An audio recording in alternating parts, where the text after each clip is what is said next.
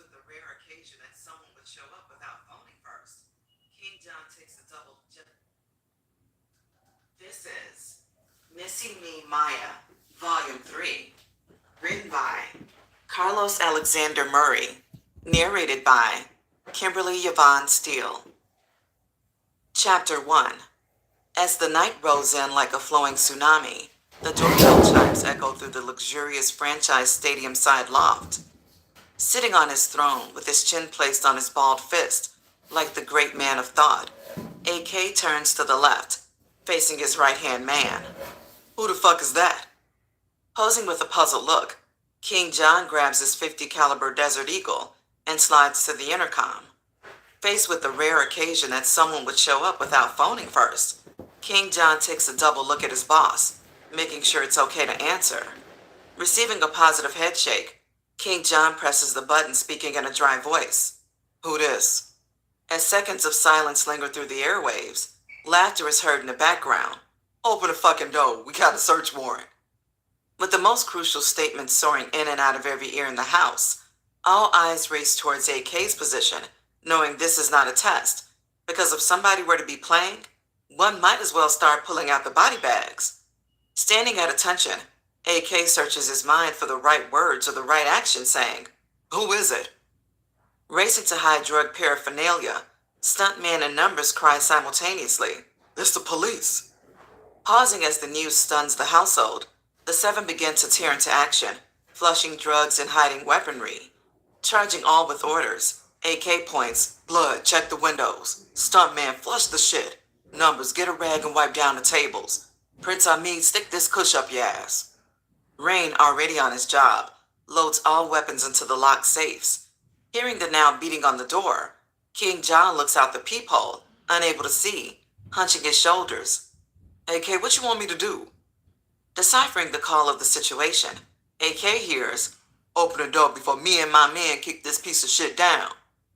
AK becomes puzzled. Racing to the door, he shoves King John out of the way, realizing if this was the laws with the warrant, why they ain't been kicked the door in. Who the fuck is it? It's the police, you rich-ass nigga. Then a burst of laughter follows. Now irritated to the highest degree of irritation, AK yells, Well, get in the best way you know how, and you better be ready to die. King John, blow the door down. AK looks at King John, with shrugged shoulder and glistening eyeballs.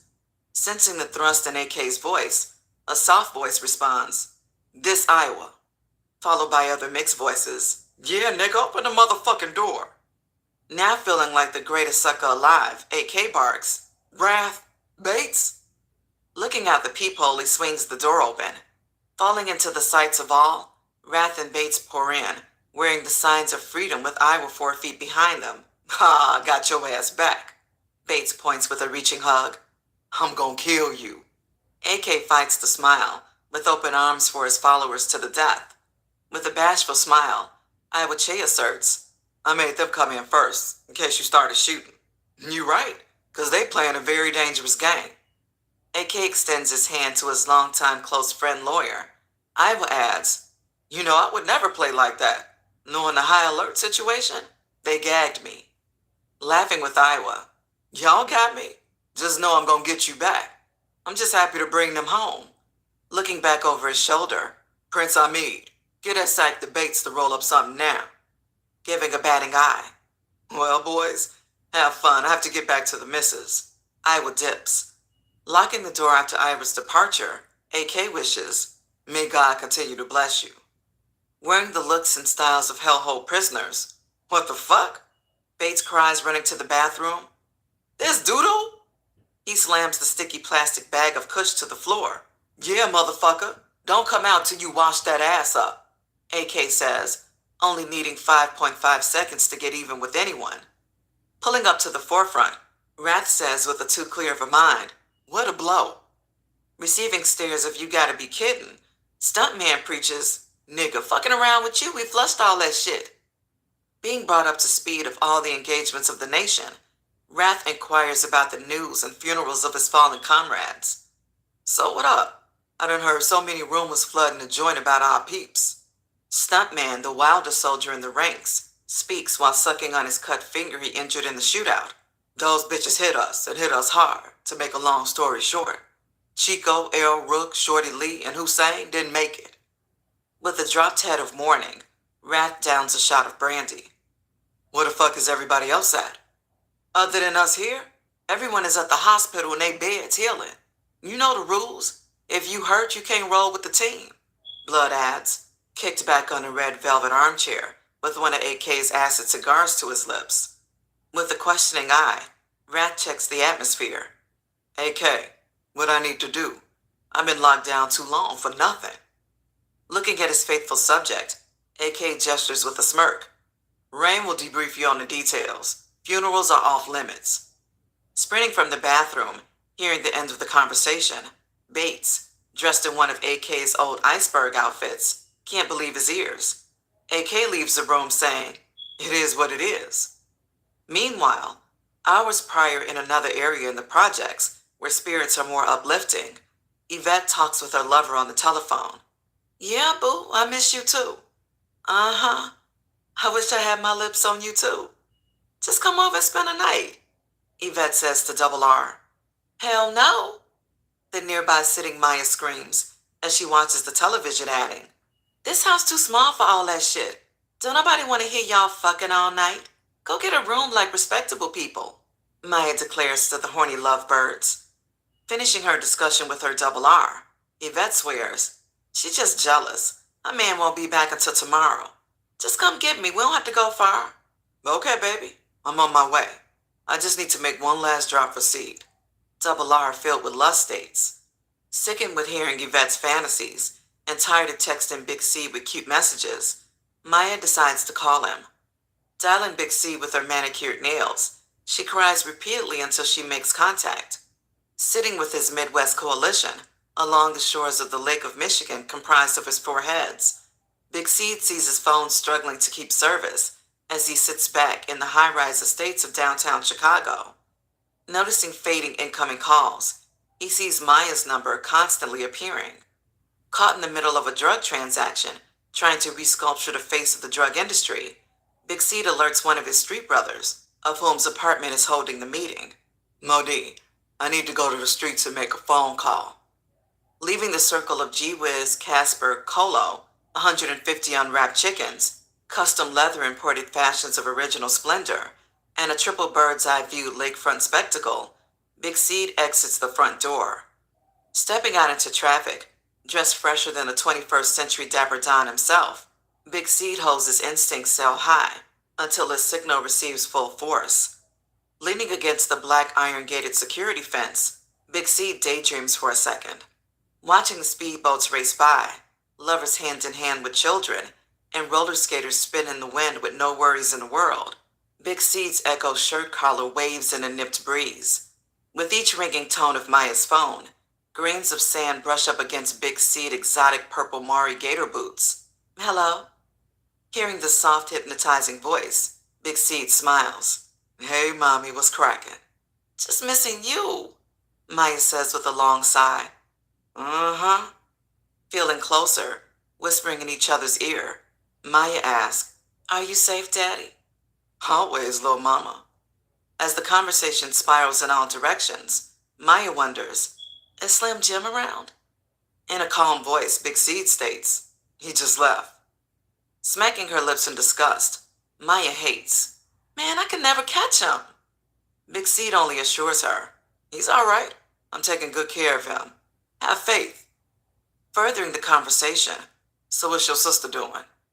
Cheerfully explaining, Maya asserts, "She about to get the fuck out of here. Double R on his way to play house." Overwhelmed by the aspects of Maya's character, Big Seed ends, "Well, baby, I need to finish this last piece of biz. Then I'll be making way, and I'm gonna bring you back a nice surprise." "Okay, Daddy, I love you." Big Seed passionately states in return, "I love you more." Feeling Maya cheesing on the other end, he hangs up wearing a smile on his heart. Standing in the cool breezes of the Midwestern winds, Big Seed blocks the blistering rays of raining sun. Deciding to make another phone call, he dials, "What the deal?" Answering the phone in the middle of his hastened adjustments, "Yo, Seed, talk to me."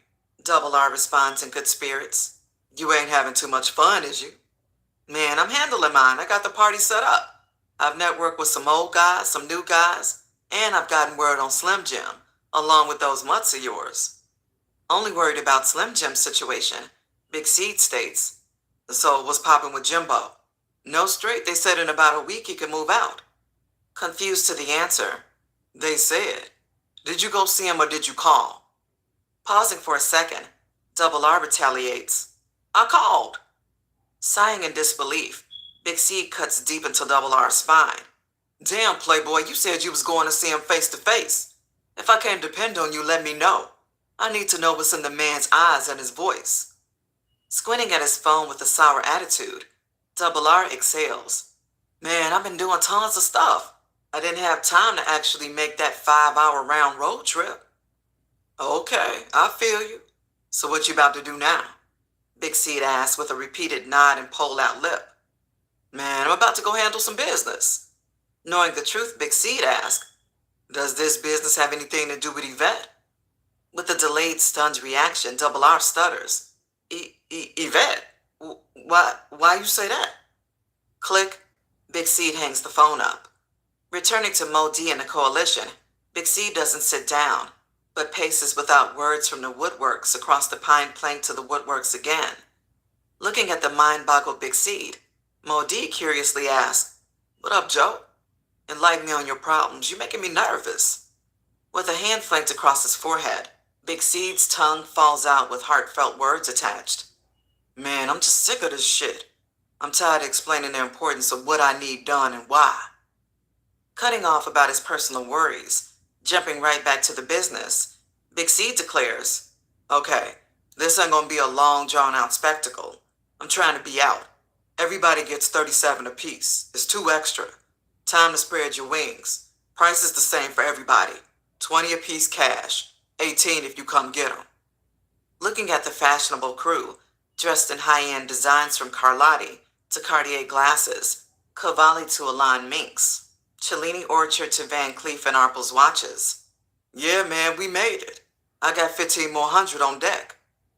Laid back, cuddled in the fresh Habersham cushions, with a double shot of Ciroc in the left hand and a burning General Cigar Macanudo 1968 in the right hand, Casper blurts with a magical puff. Underboss was at the Sag and Nipple.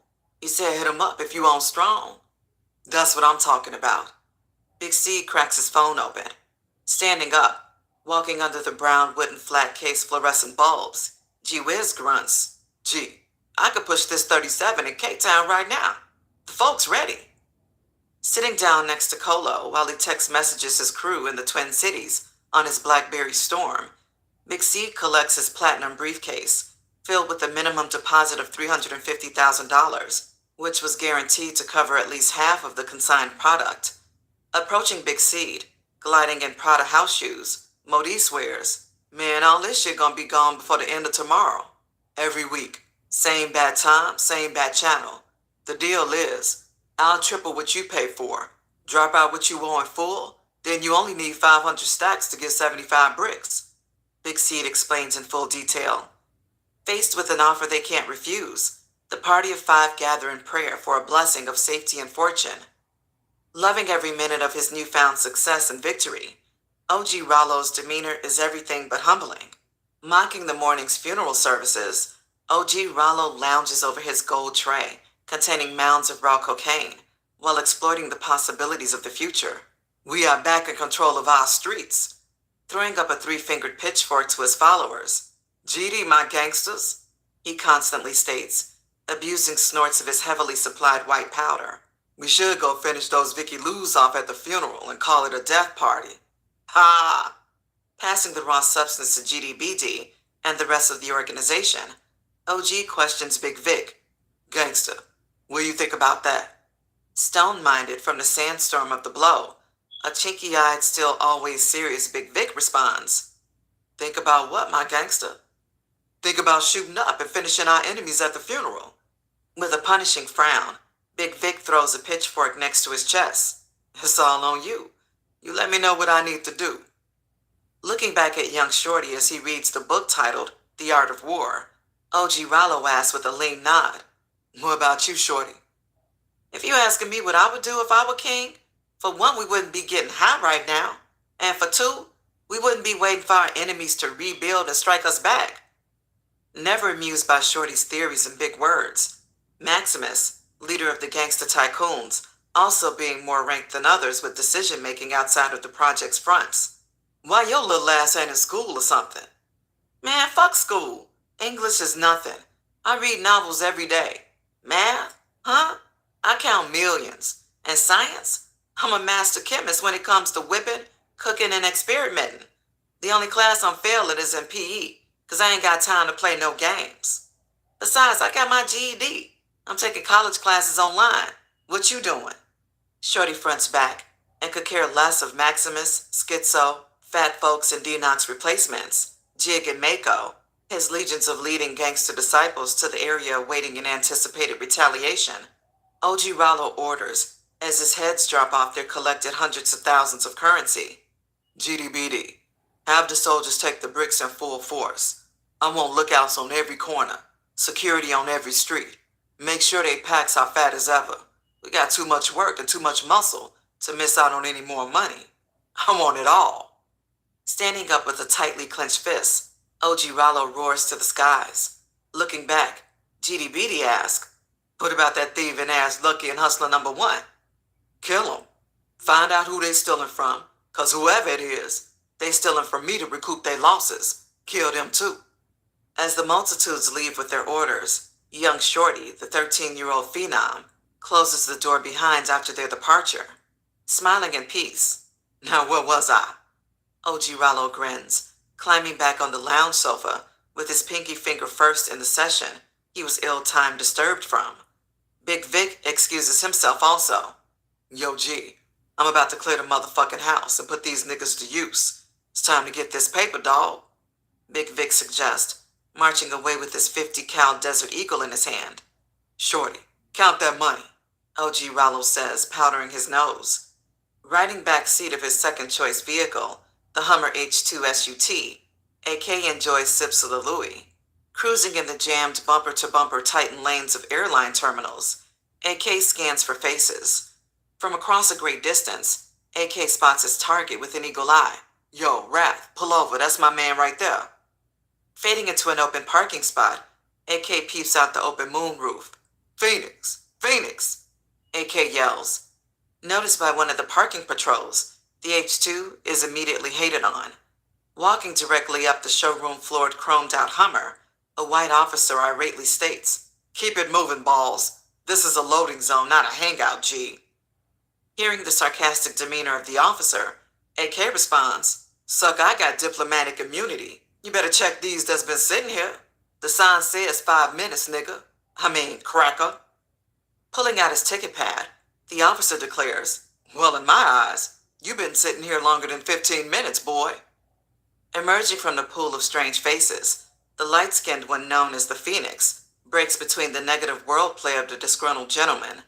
Further ignoring the officer, seeing the package has arrived, AK cracks the door. Get in, peeps. Also announcing to Wrath, Take us out of here. Mashing off with a still face, AK gives the officer the middle finger, realizing he's already written down the license plate for no reason. Falling back into the plush ostrich interior of the mothership, AK extends a hand. Grabbing that same hand with a bond of trust, the Phoenix says, AK, you a real nigga. It's whatever while I'm here. If a nigga need killing, robbing, or even slapping, nigga, I'll bust their ass up and jump back on another flight. Cheesing with one gold in his mouth, the new arrival dressed in a red New Era cap, off-red Rockaware pants, with black Lexani shoes matching a black Rockaware jacket, wonders of the plans for the day. It's simple, every day is the same. Get high, get money, and add to the hit list. Handing the Phoenix a champagne glass of Louis, they both toast to whatever. Clink. Lounging back in the comforts of his newfound dwelling, Travis J. sits deeply engaged in the video game Grand Theft Auto. Head leaned on his shoulder, Belinda rubs his leg full of gratitude. Thanks, Vicky. I love the plasma you bought for me and the Xbox you bought for the kids, 'cause Christmas didn't even come this year, Belinda says, holding a tear back. Eyes glued to the visual actions of the video game, Travis J states, "You my baby now, this my home. Whatever you and my family need, I got it. Your kids are mine. Whenever they ready, they can call me daddy." Used to having only secondhand items and a nothing-ass nigga, Belinda is amazed at the widescreen 50-inch monitor. "How much did Hustle Man charge you? It must have cost a fortune." With a look of non-concern, Travis J only states, "Ain't no price too much for my baby." As the two further their conversations, Belinda's impatiently awaiting oldest two boys are seen standing at a distance. Noticing her sons, "Why y'all standing over us? Go to your room and clean it up. You know I can't stand it when y'all looking over my back." Knowing the deal, Travis J signals the two boys over. "Come here." Approaching hesitantly, Travis J asks with face-to-nose confrontation, "Where y'all daddy at?" Surprised by the easily answerable question, both boys speak simultaneously. "Mama says he dead." Placing a hand on both of the boys' shoulders, Travis J squeezes. "Well, he ain't dead no more. I'm y'all daddy." Handing over the two controls, Travis J starts to stretch. "Belinda, I'll be outside smoking a square." Parading to his personal bags, Travis J finds his cell phone still charging but sees something is wrong. "There's some bullshit. I don't even know how to work a charger." Replugging his cell phone up, Travis J grabs his wet ones with a decoy cigarette to blanket the piercing aroma. Standing outside, he lights the cigarette, then lights one of his dipsticks with the cherry of the lit cigarette. Deeply inhaling, he exhales Big India, peace clouds, when suddenly, Belinda opens the door, startling him. "Vicky, let me hit that."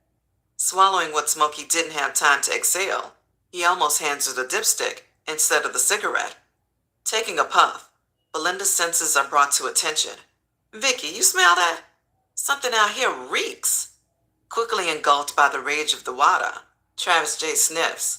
"I think these bushes stink." Not paying any attention to his comment and unable to notice his bucking eyes from the darkness, Belinda asks, "Vicky, where my gun?" Feeling like he's being watched and growing more paranoid as the seconds race, Travis J nervously hands her the gun, taking the bullets out. "What the hell you do that for? I can't shoot nobody with an empty gun. Give me the bullets." Holding out her hand, Travis J purposely drops the bullets an inch from her palm as his psyche is playing games on him. "Damn, Vicky," Belinda states, disappointedly having to bend over to pick the bullets off the ground. Loading the weapon at a squatting position, she arises with Travis J nowhere to be found. "Vicky! Vicky!" she shouts repeatedly, only finding shades of darkness as the moon rays are blocked by the towering trees of the backgrounds. With a wrinkled face of confusion, Belinda waits and calls for a few more minutes, but with no sign of Travis J, she retreats indoors, locking the deadbolt behind her, scratching her head. "Sometimes I wonder about that Vicky." Mobbing through their hood, the tag team duo, Shu and 2 Seconds, stop at Shu's house for a second. Walking into the house, the armed 2 Seconds asks Shu, "Gangsta, I thought we was going to bust some heads." "We are, nigga, but I need to handle something right quick. Just wait right here. It should only take me about 15 minutes at the most." As the two enter the astonishing clean duplex, 2 Seconds asks sarcastically, "I wonder who cleaned this motherfucker up." Escaping the insinuations, Shu says, "Gangsta, I ain't hurt no more. I'm a grown-ass man." "Okay, what's been stopping you before from cleaning this nasty motherfucker up?" 2 Seconds inquisitively asks, taking a seat on the black couch with no name. Brushing off 2 Seconds' jokes, Shu slides a mirror under his cushions containing loose grams of grade A perp. "Gangsta, roll up while I handle this business," Shu orders, heading back toward the door. Forgetting all that was discussed, 2 Seconds asks, "Nigga, where you going?"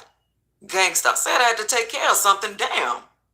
With a pointing finger, "Oh, it's like that? We keeping secrets now?" 2 Seconds says. Twisting his lips, Shu answers, "Man, I need to take care of something personal." "Nigga, if you going to Maya, I can sit in the car. I won't laugh at you." Catching a breeze of a heightened temper, Shu blasts, "Man, that bitch can die, all I care," then slams the door behind himself. Exiting the highway, with the tunes of Al Green's For the Good Times playing in the background, Double R hangs up the phone from conducting business. Feeling like he's let Big C down, he gives a character call to reveal his true role, defined as Man, you can always depend on me, but I got everything in order, Double R assures. Yeah, man, sure, just go chill with your girl. Big C blows him off. Cutting through the games, Double R declares, good news. Just got off the phone with Slim Jim. Quickly changing his demeanor from a low idle drag to an uplifting smirk. What they say? Laughing, Double R states, he wants two things, a T-bone steak and then a bat so he could crack you upside the head with. Feeling overwhelmed with joy, Big C asserts, see man, that's all I'm saying. We gotta check on your inner circle. Whether a stranger or a longtime friend, once you join us, it's damn near blood in, blood out, unless we kick you out. Oh yeah, earlier, when you hung up on me, I forgot to tell you I met your boy's shoe. Creeping back to his low-dragged voice, Big Seed asked, where you see that bitch nigga at? He popped up over Maya's house. He even asked about you. Oh, that nigga dare run my name through the bumping of his gums? Big C questions in anger. Knowing his game is stronger than battery acid, he suggests, yeah, that ain't nothing. Maya a good girl and a big one.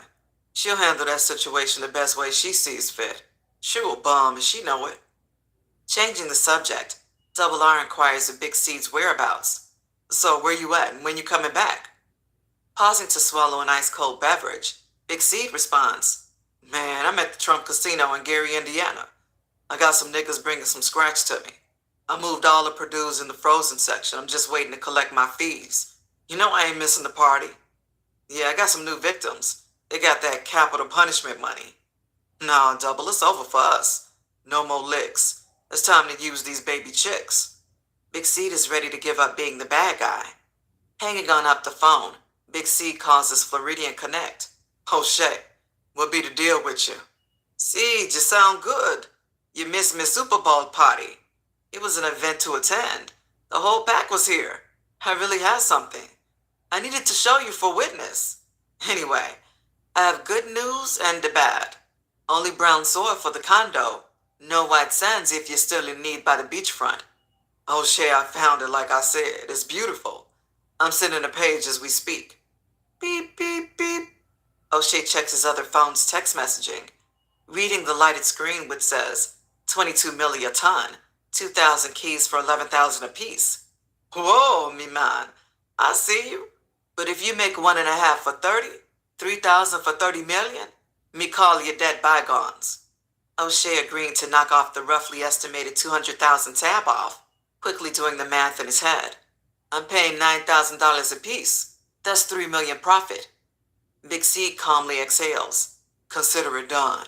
Me just need time and place. I come to you as you would do me. I'll text you the time, Big Seed says, scrolling through the memory of his cell. Hanging up the phone, Big C calls his West Coast Connect.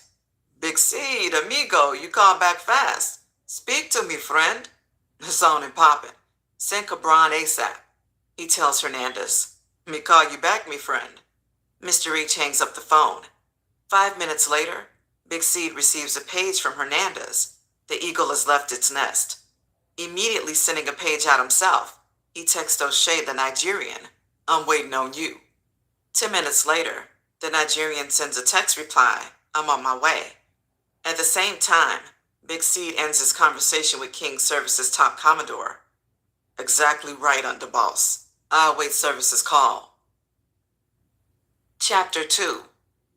Arriving in the heart of the infamous Maya's Gardens, Double R sits in a parked position in front of Yvette and Maya's house.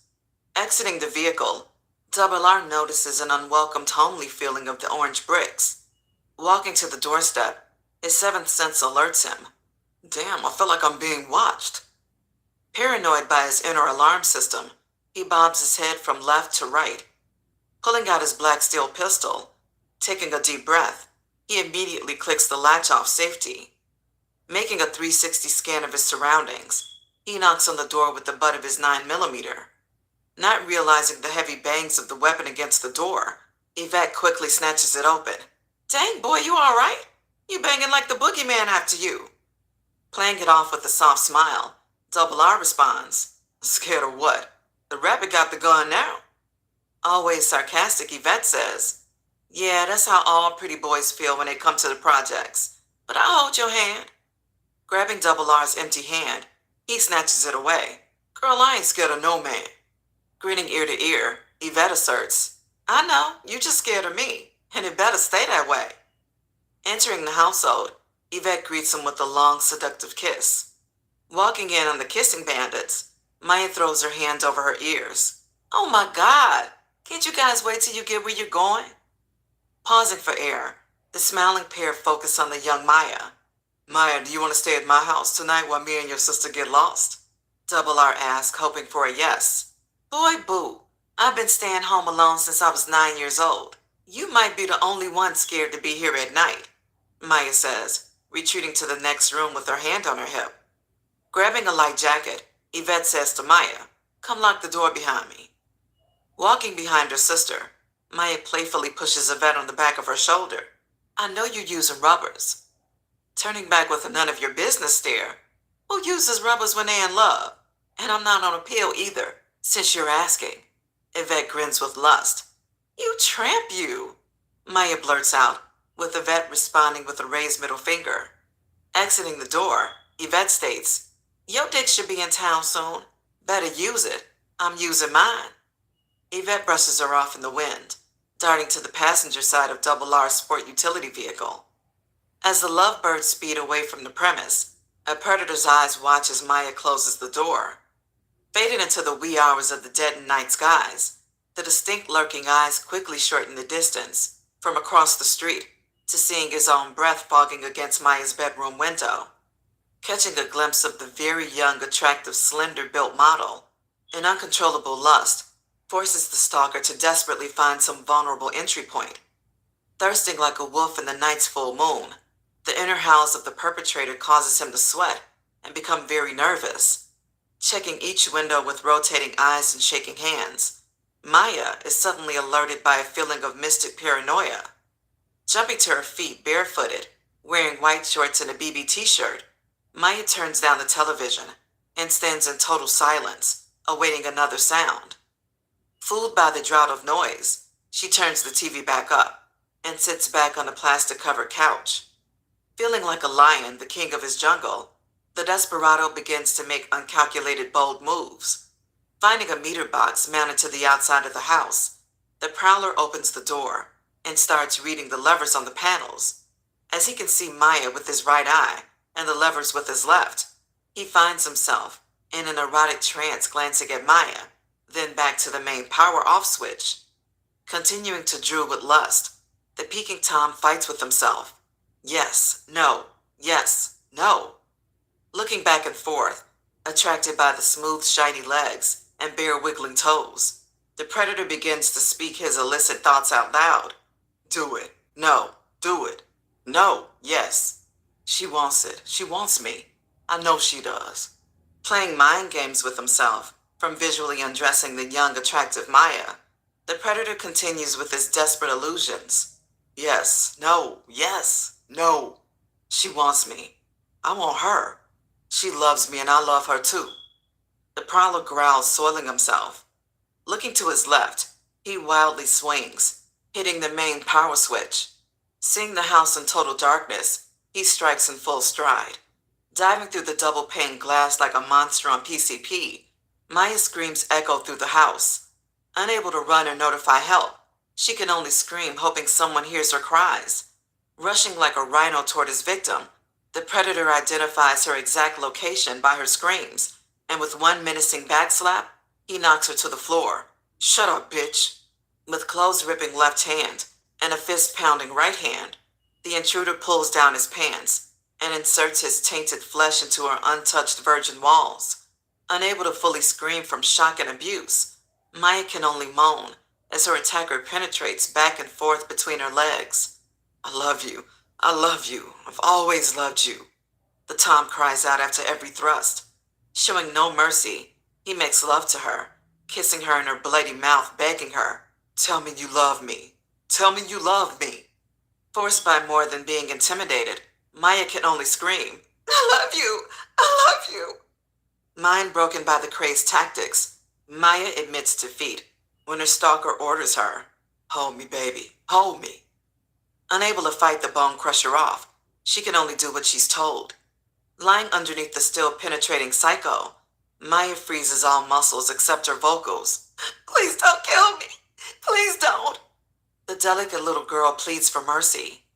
After agonizing minutes from the assault, a voice of a good Samaritan is constantly heard. Hey, Maya, Yvette, what's going on in there? Startled, the once relaxed womanizer briskly jumps into full alertness, rising to his feet. Leaving with an even more dehumanizing and disgracing ending mark, the predator kneels down, engaging in 15 more grueling seconds of oral sex, while expected help still calls her name from outside. Hearing loud pounds on the front door, the attacker reacts with cat-like jolting at the sound. Licking Maya from her clit to her lips, the rapist says, I love you too, suddenly disappearing from the same window he appeared through. Expecting failure from hearing no words from Travis J., AK looks at the posted time for the last time. Man, it's 4:30 a.m. With the shaking head of negativity, King John proclaims, I would have told you I told you so, but you always want me to focus on being positive. Pulling out his last straw, AK calmly says with a glistening eye, if you don't think your head will fit in my trophy case, say something else slick, and I'll show your fat ass who the big game hunter is. Staring at his resting soldiers, AK orders a passionate cry. We attack after the funeral. Slowly being brought into play, the relaxing cognac-slipping, China White snorting, light-skinned one, known as the Phoenix, asserts, I want to ride for your fallen comrades and earn my keep. I put the ride for your fallen comrades and earn my keep. I put the bleed in bloodshed. With a certainly made-up mind, AK squints his eyes with a negative head movement. Nah, you roll by my side. We'll have front row seats. Wanting to prove the size of his heart and the aim of his pistol, the Phoenix adds, Almighty, I forgot to tell you I served in Desert Storm, and I'm a marksman and an overqualified sniper. AK passed the mood of explaining counters. I understand, but you don't know the terrain. Enough said. Calling out the roles of the riders, AK demands, Prince Hamid, you stand posted, no buts. Rain, you'll take blood and numbers. And Wrath, you'll take Bates and Stuntman. Kill everything moving. With a grin of no mercy, Bates asks, on behalf of the others, is OG Rollo and Big Vic fair game? With a raised eyebrow, AK looks belittlingly at King John. I wonder, why the fuck my third in command would ask me some crazy shit like that? King John declares now with a true heart, no friends, no peace. They was chopping at us. Let God sort them out. Finally hearing the right words from his second in command, when dealing with his so-called friend Big Vic, who's on the other side of the equation, AK congratulates King John. After a statement like that, you show me you're ready. If only you weren't second in command already, I'd promote you. AK sarcastically burst. Addressing his soldiers, AK announces, I want y'all to get some rest. Tomorrow'll be a long day. Keep your minds clear and your hearts cold. Don't think about the morning's funeral. Our fallen soldiers are here with us. I bet my last dollar OG and his crew gon' stake it out, but we won't be there. Reaching for a gold bottle out of the freezer of Drop Boy's champagne, AK toasts to his fallen soldiers. We ride, we die. Still gonna survive, all is always well. Taking a long swig, he pours a mouthful along his pampered imported plush. For my dogs. Then he passes the bottle on. Enjoy. AK leaves, retiring to his master bedroom saying, now is the beginning, and the war wages on. Beef intensifies till the enemy is gone. Entering the house, finding a sleeping 2 seconds, she wakes him up by snatching a dimly lit blunt out of his mouth. Fuck, gangster. What you trying to do, burn my shit down? Shaken by the outburst of words and snatched whiskers of his mustache, 2 seconds roars back. Damn, G, where the fuck you been? We should have been handled this business. Distracted by noticing something wrong with Shu, 2 seconds asks with a nearing glance. Gangsta, what's wrong with you? Rubbing his bandage on his right arm, Shu says with a distantly cry, Nothing, I cut myself. Changing the subject, Shu waves his fingers. Let's roll out and catch these hoe-ass niggas. We gonna be creeping while they sleeping. Working their way to the door, Shu grips the blunt between his lips, mumbling, 2, where's the other blunt you rolled? Fastly walking past Shu, 2 seconds asserts, yeah, right. I'm in Smoking Nose waiting on your bullshitting ass. Sighing in disbelief, Shu growls as he locks the door. Damn, G, you doing it like that? Waiting by the passenger door of black darkness, 2 seconds gestures with a forthcoming waving hand. Come on, after we pop these niggas' sacks on me. Pausing with crab closing fingertips, 2 seconds adds. Until then, fire that motherfucker up. However, prior to Shu arriving at his house, Travis J arrives at his newfound home, entering through the unlocked back window. Heading straight to the bathroom to take a shower, Travis J freshens up and crawls in the bed, cuddling up with his darling baby. Feeling Travis J's affectionate groping hand, Belinda says without moving a muscle, Vicky, I don't know how you be getting in and out, but I left you another house key on the dresser. Gripping his big mama tighter, he says with a dry voice, Thanks, baby. Then falls fast asleep. Belinda curiously lies wide-eyed awoke, wondering where Travis J has disappeared to earlier and where he's coming from, but can't find the heart to ask a grown man anything, especially one who shows at times he cares. Popping bottles of the bubbly, Yvette lies in the wet lap of Double R, relaxing under the guns of the multiple vibrating jets of a two-man jacuzzi. Double R feeds his princess light sips of the Laurent Perrier champagne. Wiping the steam from her dripping eyeshadow, he asks, Is the water too hot, baby? Melting against his body, she replies, No, baby, I'm fine. What about you? Well, I wasn't going to say anything, but if I pass out, just make sure I don't drown. Double R feels a dizzy spell. Laughing as things couldn't be better, Yvette hears her phone's signature ring from Maya's phone. Damn, that's Maya. I wonder what she wants. Looking over her shoulder, she asks seductively, Double baby, you feel like handing me my phone? Yeah, I would agree if you weren't laying on me. Stunting in a playing fashion, Double R jokingly gestures to lift her up. Oh my God, you weigh a ton, he says, pressing his hand against her scrumptious calipigian. Standing up in the middle of the tub, the water level drops as Yvette's nude backside exits. You so silly, Double. Watching the light of the heat lamps reflect off her sexy round ass. You're so beautiful, Yvette. I can't wait to stick my tongue in there. My tongue won't, but I know my dick will. Sitting in the nearly empty tub, Double R exits, grabbing a towel and cutting off the swirling jets. As Yvette has missed the call, she calls Maya by hitting the send button. Hello? Hearing a man's voice, the now startled Yvette blast, who the fuck is this? In a hesitating low tone, the man's voice responds, Yvette, this JD. JD from across the street. I'm at the hospital. With only one thought on her mind, where the fuck is my sister? Shivering with the answer to cause World War III, JD answers, Someone raped Maya. Ah! Yvette screams, falling into Double R's chest, stuttering, Somebody raped Maya. Prying the phone from Yvette's gripping hands, Double R roars at a high pitch. Tell me where you at, we on our way. Telling Double R which hospital, they are seen entering through the sliding emergency doors minutes later. Finally getting Yvette mentally prepared to tackle the situation, they enter the waiting room. Pointing out JD, there he is. With a hug of support, Double R points to the hospital's registration. Find out what room she's in and I'll handle this. Approaching the jittery dope fiend, Double R sees the nervousness through his body. Not knowing Double R, JD tries to signal Yvette. Nah, playboy, Double R says, pulling down JD's motioning hand, adding, You only need to talk to me. So what happened? Sorrow and emotional stricken, JD asks, Who are you? Playboy, I'm the one you just got off the phone with. Don't let me ask you again, what happened? Pulling up his overalls, JD takes a seat, whispering as all the eyes and ears of the quiet, crowded waiting room are listening. I already told the police everything I know. JD weeps. Well, tell me again.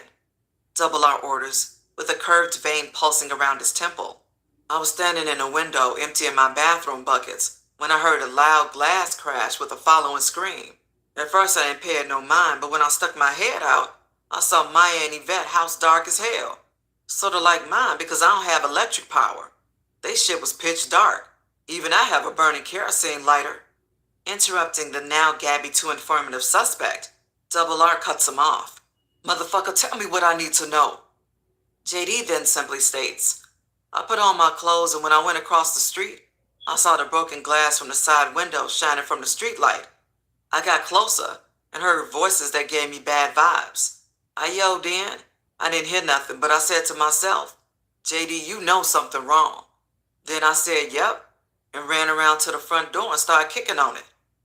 Taking a deep breath with panicking hands, JD tries to fight his shakes off, adding, then I heard someone jump back out the window. When I ran around back, he was gone. I tried to look in, but I couldn't see. I called in. I said, Maya, Yvette, and a voice called out, help me. I knew I had to help then, so I called through the window and called 911 from Maya's cell phone. She couldn't do it. I rode with the ambulance. I had just been pushing numbers, but when I got here, a man helped me with the names on the phone. He found Yvette's name, because I can't read. Nope, I can't. Then Yvette answered the phone. Minutes after gaining all obtainable information, Yvette comes around the corner, far from the shaken girl she was 20 minutes ago, but now back to the on-the-mission go-getter. Still wiping tears from her face, Double R sees her and goes to her. What's up, baby? Double R holds her with comfort. Maya on the third floor. We can go in, but they gave her something so she could rest. They say she was raped and beaten. Entering the elevator, out of the sight of all, Yvette breaks down briefly again. They say her jaw is fractured and her eye is damaged. Embracing her, Double R ensures with hope. Baby Maya's a strong girl.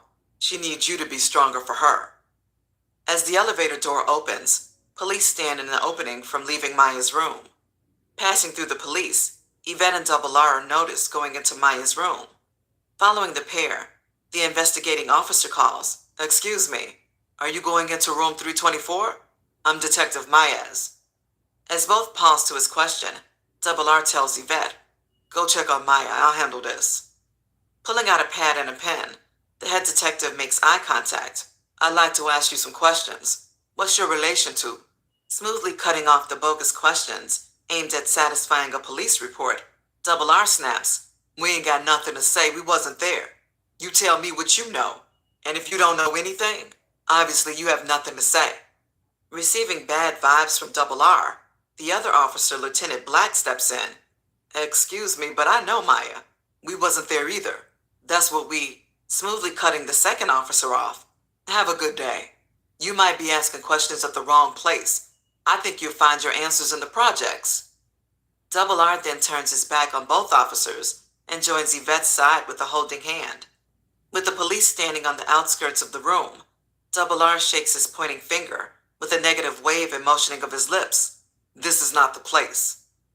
Standing speechless, overlooking Maya, the hospital's 24-hour surgeon explains the situation. It was quick thinking for the one who called 911, and something more than a miracle for her to be alive. She has blood on her brain, and we can't operate until the swelling subsides. After being swamped with the devastating news from the doctor, Double R and Yvette wait in the hallway, coordinating their next move.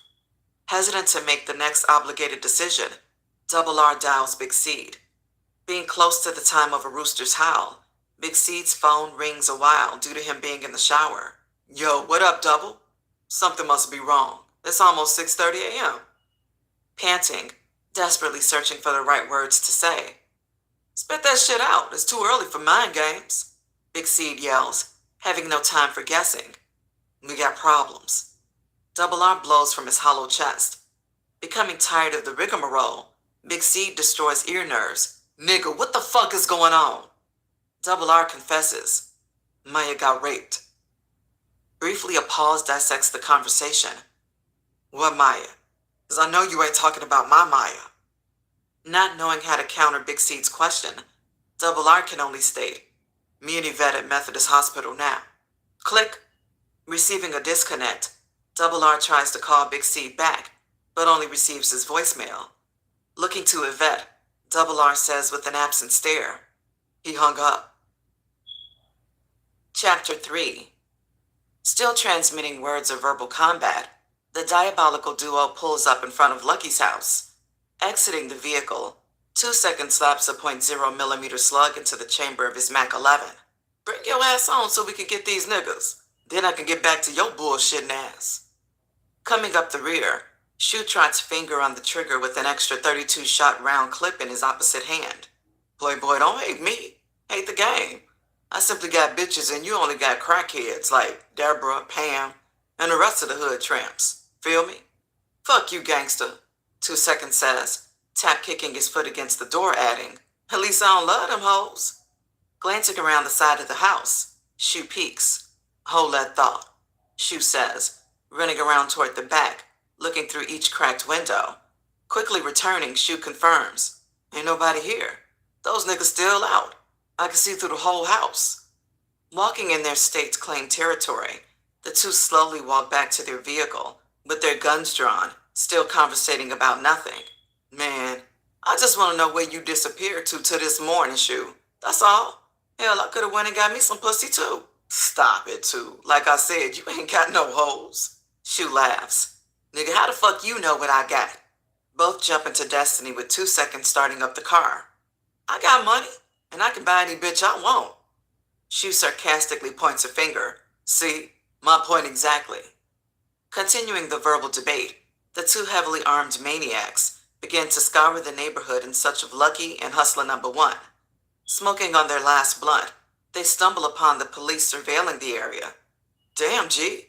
I think they about to raid or something, Shu. We might need to get off the streets. These motherfuckers deep. Identifying with his comrade for the first time of the new morning's day, Shu heads straight back to the crib. We might need to catch them fucks on foot. Answering with a death-defying exhale from a close call, 2 Seconds warns, as his job is solely to protect Shu. My nigga, we might want to stay posted till we find out what's going on. Awaking like Dracula from a trustful hibernation, Travis J's eyes pop open from feeling his body fiend for more of his butt-naked medicine. Finding himself in bed all alone, Travis J quickly rolls out of his sheets, tapping his feet on the floor. Seeing his phone signaling a full charge from the green illuminated power button, Travis J snatches it off its base.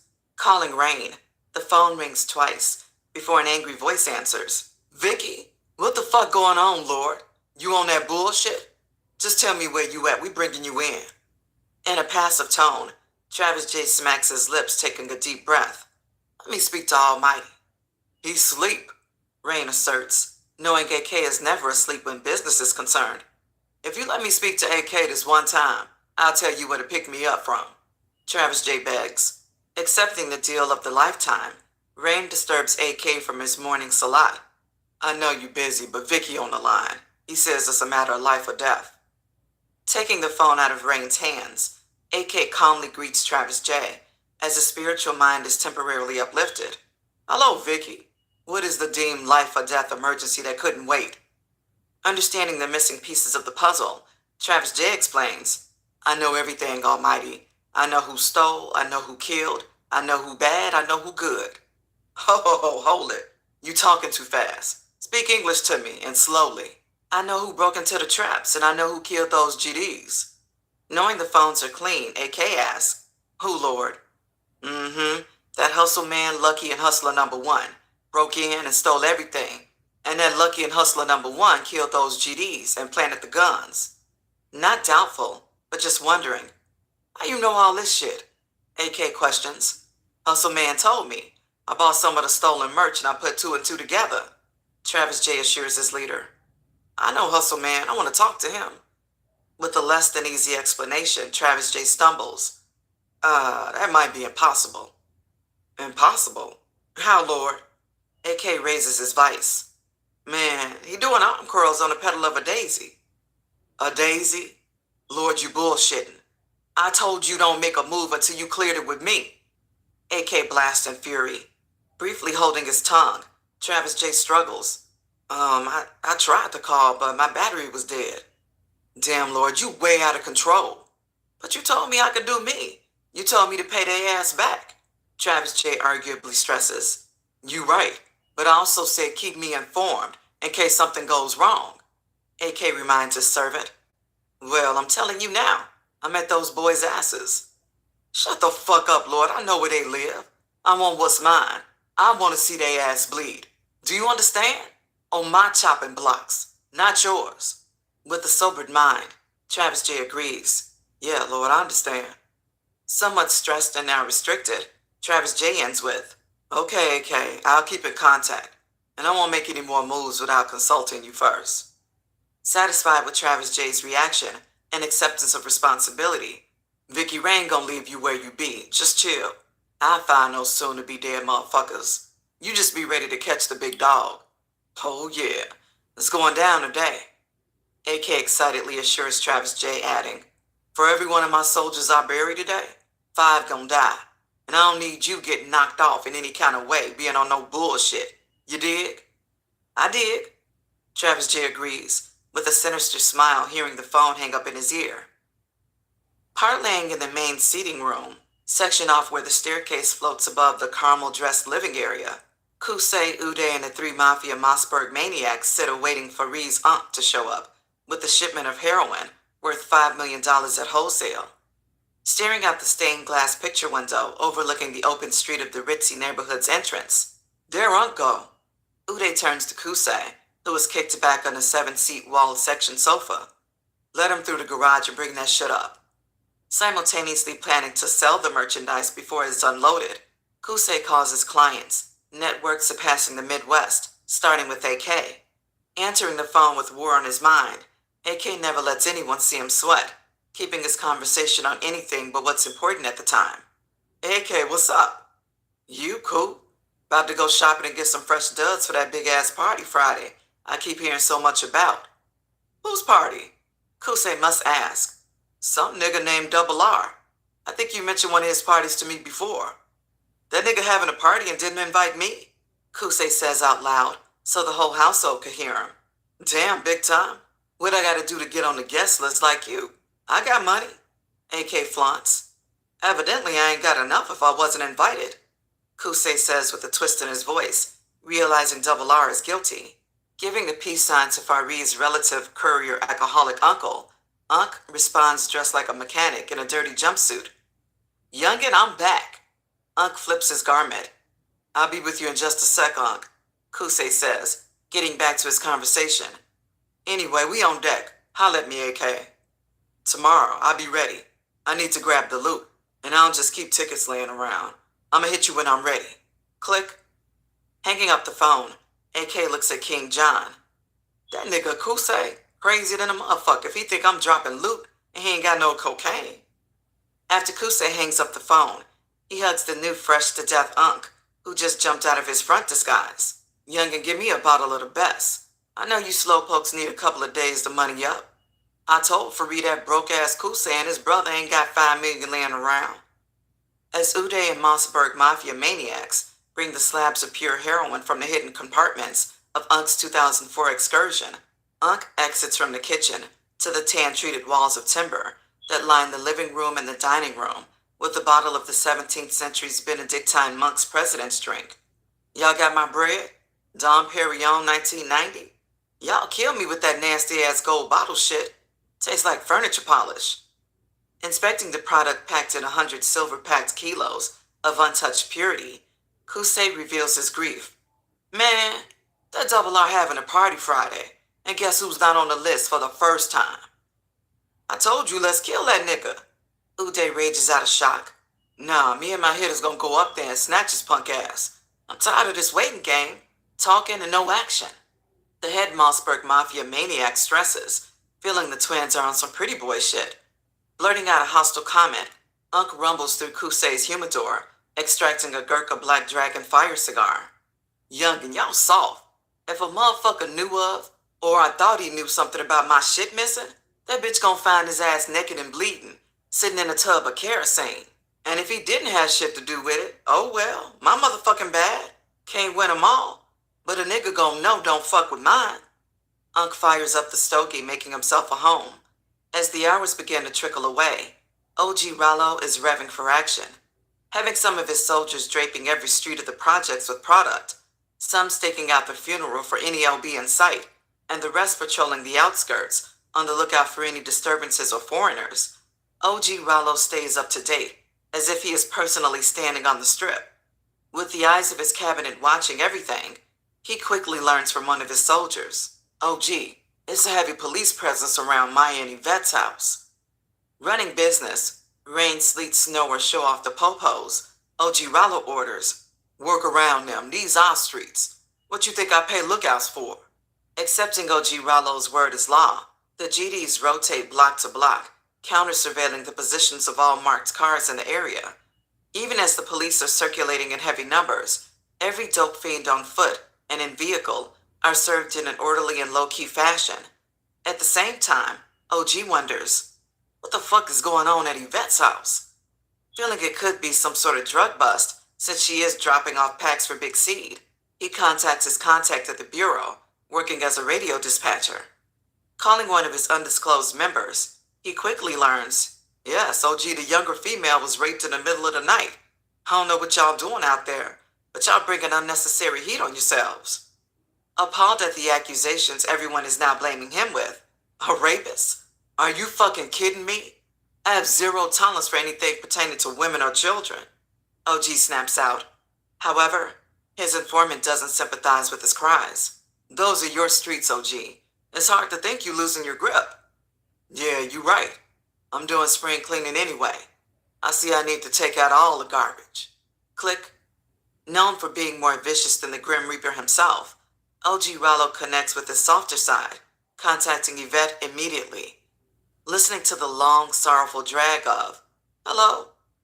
OG Rollo stresses his condolences. Yvette, have you heard anything? You know you like a sister to me. I just heard the news a second ago.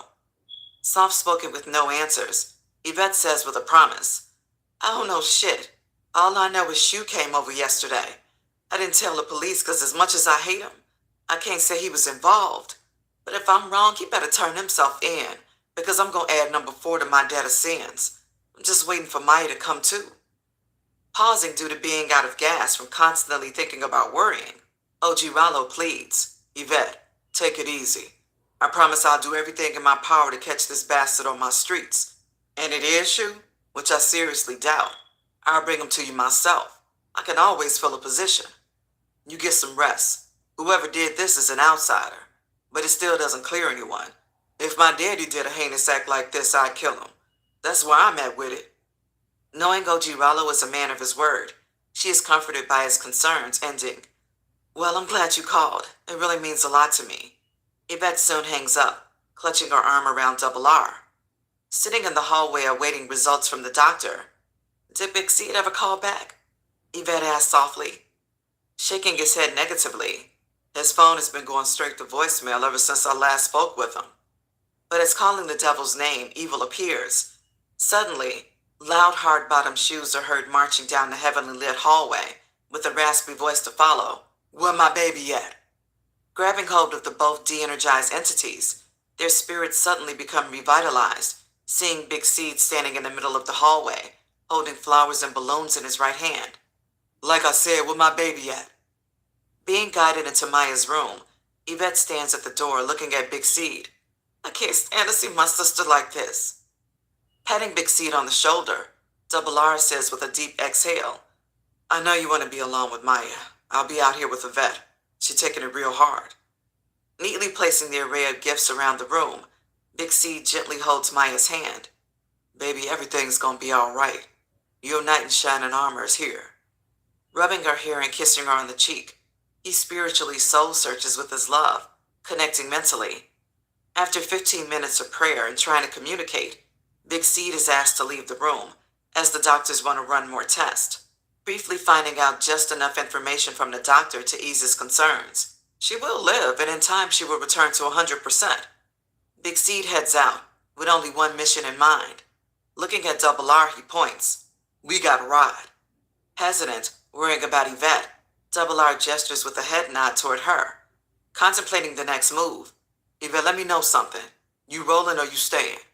Big Seed asks, needing an immediate and precise answer.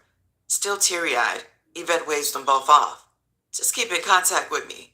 Damn, where's Slim Jim when you need him? He'll be here soon, don't even worry about it. Big Seed vows. Then the two exit the building. Walking out the door, Double R stresses. Man, you running out of Slim Jim lies. No, the fuck I ain't. You about to go get him now. Now? How? Double R doesn't understand, knowing Slim Jim can't leave in the middle of treatment. Cutting his cries of doubt off, Big Seed asserts with a balled fist. I don't care how, and I don't want to know. But when I see you, Slam Jim, your daddy, better be with you. Pausing to scan the hospital's parking lot, Big Seed questions, what you driving in? I'm in my black Benz. With an open hand, Big Seed demands, give me the keys. Reaching for the keys, Double R pulls them out. How did you get here?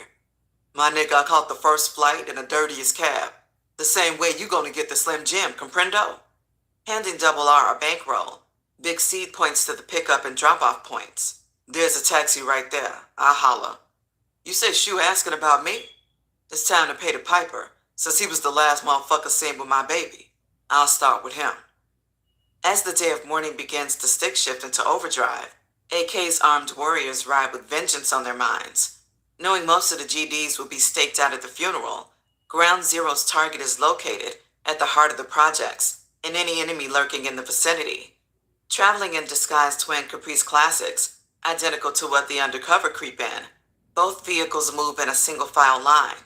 Quickly noticing the heavy police presence, the riders continue to ride, but notify AK of the situation. Almighty, it's some major shit cracking. Pigs everywhere. We in the house though. What you want us to do? Targets seem to be scattered on every street. Sitting at his mahogany shot caller's desk, overlooking King John, Prince Amid, and Phoenix, AK fires up a hand rolled. You know what? Just hit Lucky's house. Our merch is over there. Demonstrate on his ass, dead or alive. Kill all witnesses. Affirmative. Rain states, hanging up the phone. Hitting the two-way speakerphone, Rain contacts Wrath. Yo, it's that bitch Luck. Drop and roll back. Knowing exactly what the code words mean, the vehicles head straight to the target for deployment. Circling the house twice, the two vehicles agree on a pickup spot. Coming around once more, they exit the burner whips in broad daylight with silencers and extra clips of arm-piercing ammunition. In one wave, 4 shooters tactically engage in a home invasion with no warning. As soon as the troops on foot reach the front door, the two vehicles sped off, heading around back, parking parallel on the next street. Moving as one unit, Stuntman opens the screen door. Numbers then fires multiple shots, destroying the deadbolts and door hinges. As this constant strategy is always performed in the same manner, Bates and Blood dump a round of artillery through the 2 front windows on each side of the door, simultaneously followed by Numbers karate kicking the front door down. Pouring into the house with guns blazing, the soldiers patrol with a kill mission. Kill anything moving. Shooting through walls before they enter the rooms, unchecked space soon runs out. Clear. As the silent, still smoking muzzles come to a ceasefire, no one's here. Get everything that's ours, Bates orders. In seconds, every inch of the house is searched from the freezer to the wooden cabinets, under the rugs to tight spots under dressers. Quickly finding weapons and bagged up drugs from their trap houses, the 4 bandits exit the back door, retreating to their awaiting vehicles 2 by 2, jumping into the idled Caprice Classics. Let's go, let's go! Ain't nobody in there, but we got some of our shit back, Bates yells in the heat of the moment. Radioing back to AK, Rain debriefs him on the situation. Peeps, you were right. Those motherfuckers had our shit. Did you get 'em? AK asks, as death is the only thing to quench his thirst for revenge. Turning a corner, Rain is silent, watching 2 oncoming squad cars speed to the area of the previous assault. Whoa, that was close. Peeps, the boys everywhere. Still in the dark from his last question, I repeat, did you get 'em? AK demands an answer. Nah, no one was home. Realizing the thickness of the situation, AK orders with spit flying. Fuck it. Bring it on, it ain't over. Hanging up the phone, AK frowns at King John. Damn, no one was home. King John now suggests, okay, if Hustle Man was with them, he knows how to find them. Get Hustle Man. With a smirk of disbelief, AK shakes his head in anger. If my understanding is correct, I think Vicky already touched him. Touched him? Touched him how? King John's face sours. Shit, something about curling daisies. He talking so much cold talk. It just didn't sound good for Hustle Man, so I left it alone. Fuck! King John yells, adding, that's the only one who could have shed light on what's really going on. Yeah, well, fuck that. I'm ready to sick Vicky on the whole crew. Fuck 'em, AK declares, reaching for the phone. Checking for a progress report, OG Rallo phoned Shu. What's up, gangsta? What's the word on Lucky and that other piece of shit? They ain't at the crib. We on foot because the law's everywhere. We gonna wait on them. They ain't went far. Yeah, well, you know why the hood crawling with pigs, don't you? With a disturbing sense of a pause, Shu wipes his lips. Nah. Well, Maya got raped last night. You didn't know anything about it, did you? Shockingly, looking at 2 seconds, Shu repeats what he hears. Maya got raped last night. With a dropped mouth, Shu blurts. Hell no, who told you that? Maya's sister, Yvette. She said y'all had a big fight yesterday. Yeah, we broke up, but I would never harm a hair on her head. Where Maya at? She at the hospital. I think she in a coma. If she don't come out, the police might be looking for you. I know for a fact Yvette is. Lost in thought, searching for his best decision. What hospital? I'm going up there. Shu decides. Gangster, that's not a wise move. If you're labeled as a suspect, you can be held. If she dies, you can be charged. And that forensics bullshit only frees innocent niggas 20 years later. OG Rallo preaches, trying to keep Shu's mind frame on the business at hand. While OG Rallo is gaming Shu with a few words of advice, OG's phone clicks from an incoming call. Wait up, Shu. Clicking to the other line. Yo. OG, we at the funeral. They heading to the gravesite. I don't see none of the LBs anywhere. Them bitches didn't show up, Mako asserts, with a mission of seek and destroy. Hearing the unsavory news, OG Rallo orders for a regroup. Meet me in the projects of the basketball court. Keeping his henchmen up to date with all breaking news, OG Rallo yells to Big Vic, those cowards didn't even go to the funeral. Clicking back to Shu, OG is swamped with more unbelievable news. Noticing the sudden heavy breathing of Shu, what's going on? OG senses a problem. Jogging back in the opposite direction, Shu in 2 seconds are forced to head for cover. OG, the police got Lucky Crib surrounded. Speechless, OG Rallo points at Big Vic. Gangster, you and the rest of the soldiers ride out to those fucking projects. I'll meet y'all around by the basketball court. Shit all fucked up. Getting back to Shu, just go to the crib. I'm on my way there. Hour after hour, day after day, still posted like a billboard on the Las Vegas Strip, Oscar Love and his Crip killers watch as Mercedes carries out a newly devised plan after finding out more specific details about their target, Big Seed. Strolling through the glass revolving doors guarded by the service of the Five Stars jewels and covered in elaborate high-end fashion designs, nods as the twin bellmen greet her. Ma'am, welcome to the Cincinnatian Hotel. Thank you very much, Mercedes counters, proceeding into the elegant halls of reservation. Step after step, her glass high heels echo across the polished limed floors like punches of shattering glass slates. Carrying a Dunienberg executive duffel, Mercedes approaches guest services, wearing a suited skirt and a pair of Versace specs. Hello, how may I help you? The light-skinned hotel manager offers her assistance. Yes, my name is Olivia Bogotan, handing the hotel manager a fake upscaled business card printed off her print shop home computer program. My company is located in New York and Paris. This is very unusual, but I have an account across the street at Windows. I was scheduled to meet Mr. Big Seed after his return from the Super Bowl. He tells me this is his favorite place to stay, so I'm just checking to see if he's around, to glance at our new brochures and pick up his orders. Peering with a double look, the hotel manager smiles at what she likes, but keeps her sexual desires personal and separate from business. Setting her Dooney duffel on top of the marble countertop, Mercedes pulls out her personal viewing catalog books, posing them as her business fronts. Here are some of our collections. I have all types of fashions. As the Redbone hotel manager flips through the pages, Mercedes tries to gain any type of information. We carry House of Darion, Dear Ohm, Izzy Camilleri, and many more. With guests starting to fill the lobby, the hotel manager closes the book of eye-tempting candies. Just leave me a card. I'll have him call you. He hasn't been in. Okay, I really do appreciate it. I'm leaving in 2 days. Thank you. Mercedes walks away, leaving her forged company card. Gliding out from the lavish presidential lobby, Mercedes calls Oscar Love. Let's move out. He'll call us. Chapter 4. Hours later, the too long sought for Lucky and Hustler number 1 Exit the home of Deborah, the neighborhood head doctor. Tall, thick, and light toned with an acne problem, mixed with overwhelming freckles. The sexual madam for hire stands in the doorway smoking a cigarette, wearing house shoes and a red housecoat. Lucky baby, let me get some of those on credit.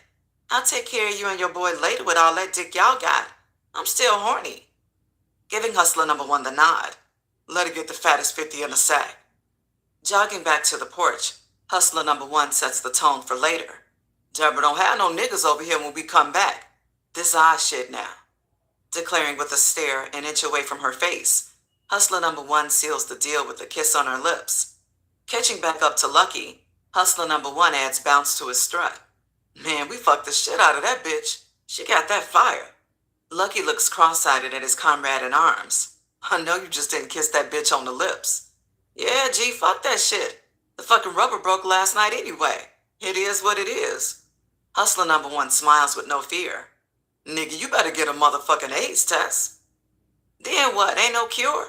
If I got it, I don't want to know about it. I'm a G, nigga. They say you gotta die of something. I don't know about you, but when I die, it's gonna be with a smile on my face. As the two continue to kick the ballistics, a couple of stragglers, neighborhood friends approach. Y'all still working, Luck? One of the friends asked with a spooked expression running off his face. Still working? Nigga, this Luck, I'm forever on. What you want? Man, I was just asking, 'cause the law's in your shit like a fat-ass bitch or some baby-ass panties. Huh? Lucky exclaims with a drop jaw. Give me a 50 then. Making the serve, Lucky and hustler number one run to check the progress of the invading task force. By this time, the detectives and plainclothes officers begin to tape off the scene as a crime has been committed. High-fiving in a bullet-riddled living room with a soiled floor covered in concrete-chipped bricks, Lieutenant Black and Detective Mayaz are excited about the tip they received of the home invasion. This could be the lead we need. Call forensics down here, Detective Mayaz orders, as he has found a large spot of blood searching the house for clues. Pointing at Lieutenant Black, once in charge of this situation, go outside, get some credible statements from everyone. I want to know who lives here, who they run with, and when the last time someone was seen home. Running out the front door with an itchy pen and pad, Lieutenant Black hands it to the highest-ranking officer he can find, relaying the message. Mayaz got me fucked up. Lieutenant Black grows weary of the promoted Detective Mayaz, who needs to be solving other cases. Squatting down, taking samples, and labeling the evidence, Detective Mayaz's mind is overwhelmed with his findings. Standing under a tree, heated from the wandering eyes following him, Lucky frowns from the burning sensation. Fuck! They got my shit, my dope, my money, and my choppers. Not realizing they also have bloodstains of a homicide, the stupid hustler number one hunches his shoulders. Fuck it, man. We'll just move in with that bitch Deborah. We straight. Staring like Lucifer, Lucky growls in return. You ain't so bright, I see. Signaling to his pea-brained assistant to come over after seeing mobile forensics arrive, Lucky walks out of sight, guessing his next move. Damn, I can't call the GDs. They're gonna want the money I owe 'em. I gotta keep this lame duck with me because I know he gonna tell something. Fuck it, give money to the end. I got straps and a little dope. It's on. Staring at the myth in the mirror, playing quick draw with his reflection, Travis J is armored up. Half zooted out of his mind from stroking his mind-altering fantastic sticks, he plays with hammer-backed chambered weapons. Quoting known phrases at his image, he stares, pointing his two open barrels at his bloodshot eyes, worth $50,000 apiece. Go ahead, make my day. Pausing. I promise you won't make it. Pausing with a grin. Say hello to my little friend. Pausing with an aggressive point. You should like a great big pussy just waiting to get fucked. Pausing for his grand finale. Say goodnight to the bad guy. You'll never see another like me. Yo, Vicky, when the sun goes down, $1,000 in there for anyone dead. Click. Cocking another slug into his weapon, he points, flashing infrared dots onto the head of his reflection. It's a new sheriff in town. Boom. Firing a live round inside the house at this reflected dome. Deeper into the afternoon, OG Rollo pulls up at Shu's house, blowing the horn like a madman. Yo, bring y'all ass on, the boss shouts. Jogging to the car, Shu jumps in the passenger seat, and 2 seconds jumps in the back. Driving off, locking up with their gangster handshakes. Tell me you didn't touch that girl, and I believe you. OG Rollo questions, as it is plaguing his mind. On growth and development, I ain't even see her. Noticing a bandage on Shu's arm, OG Rollo wonders, what happened there, gangster? Nothing for real. Nothing for real. Looking back at 2 seconds, OG Rollo searches for the missing piece of the puzzle. What y'all do last night? With an absent-minded response, 2 seconds doesn't answer. Hitting the brakes of his car, OG Rollo roars, Nigga, I said what y'all do last night. Don't let me ask you again. 2 seconds, finding himself stuck in a bad situation, admits, I was asleep at Shu's house. And where was Shu? Hunching his shoulders with a white streak growing up his back. I don't know. Catching Shu's wondering eyes, OG Rollo demands a clear answer. So where the fuck was you at? Baby mama drama, OD. Had to beat Tracy ass and she stabbed me. With a pointed finger, OG Rollo grabs Shu's collar. Don't ever let me find out you lying to me. I'm the only nigga that's gonna help your crazy ass. Wearing a sad puppy's face, Shu motions, pulling out his cell. Call her. Not fully believing the forced statement, OG Rollo nods. Dial the number then. Calling consecutive times with no answers, OG Rollo pulls up at the basketball court. Exiting the blacked-out Bronco, at least 25 soldiers blanket the grounds playing basketball. As the three approach, shouts of greetings repeat back and forth. GD, the soldiers chant. GD, the three flex with raised forks. Nearing the court, Shu in 2 seconds pull out their weapons, tossing them on top of stockpiles of ammunition laying on the grass surrounding the court. As the armed security covers the area, OG Rollo congregates with the awaiting Big Vic and GDBD. Extending handshakes of trust. What up, gangsta?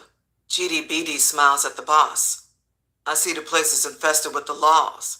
Pausing. Fuck 'em. Now, I hear we got a rapist on the loose. Not good for business.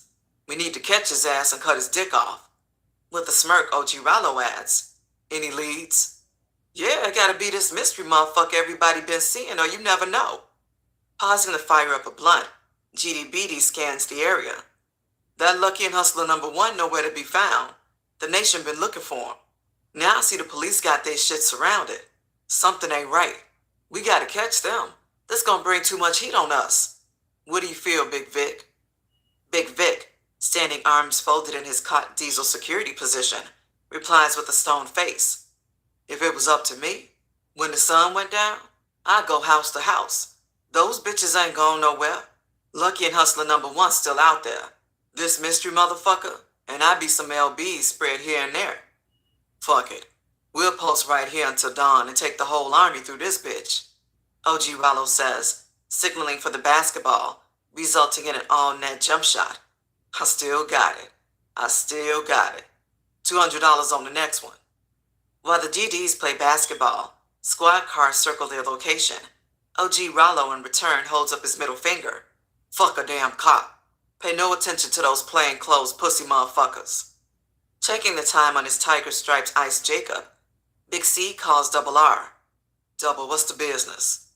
Shit all crazy, but I'm in the waiting room signing his release papers that say upon a patient's early release, that patient forfeits future treatment and medication, resulting in loss of benefits and financial responsibilities. Nigga, fuck that shit. Get that nigga out of there and take him to the hospital.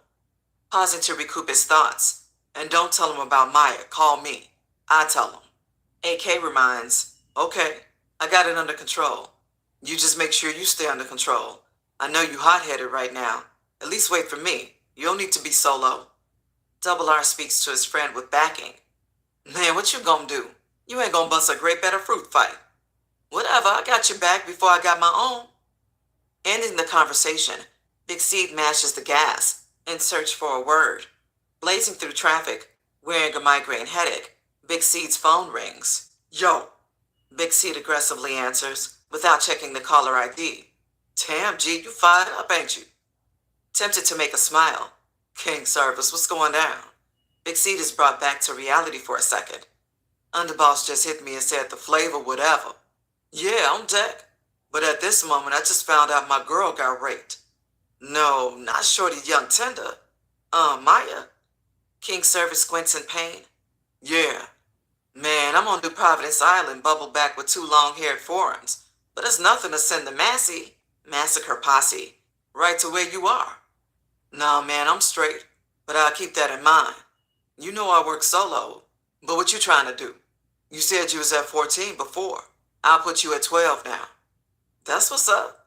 Jot me in for a nickel. 500 keys for 6 mil. You know where I'm at. Click. Vic Seed hangs up the phone, hammering the brakes as he almost misses his turn. As a deadly day of no killings marches on, Detective Maez is astonished by all the info he has found. Speeding from the taped-off crime scene, he talks to his footy Lieutenant Black about the results of his findings. We got them by the balls now. Forensics has just confirmed a blood match from those two hoodlums, aka D-Knock and Gangsta Bill. They ran a sample, and it immediately popped up in the database. That's fucking great, Lieutenant Black celebrates, as he could care less about being the number 2 man at the scene. Scanning through his notes, the neighbor said that the boy that lives here goes by the name of Lucky. Rejoicing mentally, with an over-the-top grin, Detective Maez alerts. I know that punk. Straight bitch. Riding shotgun with no idea of the next move, Lieutenant Black asks with a scratching head. So where are we going now? We're going to shake up some things. I've been since received a report of all the rankings for the GDs congregating at the basketball court. I'm about to talk to the man himself. Cruising by the open walkways of the project houses, Detective Maez points. Look at them. It's about 30 of them. Pulling up double parking in the middle of the street, Detective Maez hits his flashers. Come on. Putting on his brand new mean mug, Lieutenant Black follows with his hand resting on his holster. As the two approach, they see one of the security lookouts gesture with a waving hand, identifying their arrival. Stopping to catch a glimpse of the unauthorized visitors, Big Vic throws a two-handed pass to his old high school mate, screaming, What up, Black? I see you came to shoot some ball. Noticing the scattered weapons on the ground, Lieutenant Black responds, Nah, but you know what? I might just confiscate all these illegal pistols y'all got laying around for the kids to get a hold of. Hearing the foul statement, OG Rollo appears from behind a shadowing GDBD. Stop it, nigga. Never in your life make the statement like we careless or hazardous to the children. If you want those guns, take them. I got crates of the motherfuckers. Anyway, what the fuck you want? Detective Maez steps in. I just came to see the big man who can't control his hood. The same big man that don't know the business that's being conducted behind his back. Quickly massaging his left nostril, cocaine snorter. Fuck the games. Either you came to arrest people, or you came to tell me something. And before you ask, I don't know who raped Maya. She my people and I have zero tolerance for a rapist. OG Rollo assures. Nah, this not about no rape. I'm a homicide detective. Your runner, Lucky? Oh yeah. Taking off his black darkened shades to further explain. He's wanted for questioning. I just need him to explain 2 things. 1, why he has your dead crew's blood covering his floor. And 2, why did his home get kicked, doored, and shot to shreds? As his virgin ears are tainted with the new gossip, OG Rollo has to be clarified. What crew? D-Knock and Wild Bill. That's where they were killed. Bullshit. OG Rollo snaps, adding, Everyone knows Bates did it. No, Bates wasn't even in this part of the world. Videotape surveillance shows him at the Super Bowl, setting him free. Like I said, it's plenty going on behind your back, and you're aware of none of it. Putting his glasses back on his smiling face, Detective Maez tosses his business card on the ground.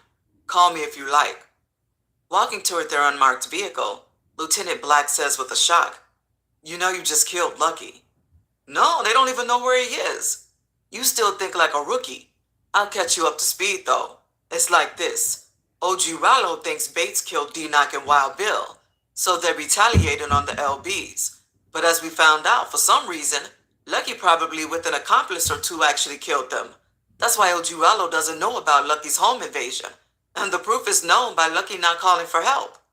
Lucky's on his own, you feel me? Not really. How do we know OG Rollo didn't shoot up the house? Come on, Rook, only an outsider would do a thing like that. With a puzzled look, Lieutenant Black says, I'm still lost. Just get in the car, rookie. I'll brief you on the way to the office. Until then, tell your men I want a dragnet surrounding my Maya's gardens. They lead us to Luck, and Lucky will snitch on the entire projects to get a day knocked off his life sentence. Watching the officers drive away, OG Rollo looks at GDBD. Did you hear that? Loud and clear. GDBD nods. Licking his lips, OG Rollo orders GDBD. You bring that unlucky motherfucker to me alive. I'm gonna torture his ass. I want that hustler number 1 dead. You think that has something to do with Maya? Big Vic asked. Who cares? All I needed to know was they had something to do with killing my man. Absorbing the information on the sideline, Fat Folk steps to the forefront. What about the LBs? They've been missing all day. I know they plotting. He brings to light, ready to move his men. Looking high in the air, seeing rain clouds, OG Rollo answers, fuck them bitches. If they want some, let them come get some. As the night skies begin to flood with tears, a brief strike of lightning illuminates the streets, showing a grimacing figure stalking the walkways of the projects, skipping from dark spot to dark spot, ducking from the brightness of the streetlights. The dark man approached a common crackhead walking his turf. Hey man, who got it? The man of no face asked. As the crackhead does not know the stranger, he plays the dumb role with silence. Hey man, the stranger calls again, adding, hey, I got that loot. Let me get some rock.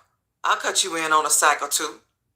Intrigued by the offer, the crackhead asks with a satisfied smile, you got a phone, player? Yeah, right here. Retrieving the phone, the crackhead becomes hospitable.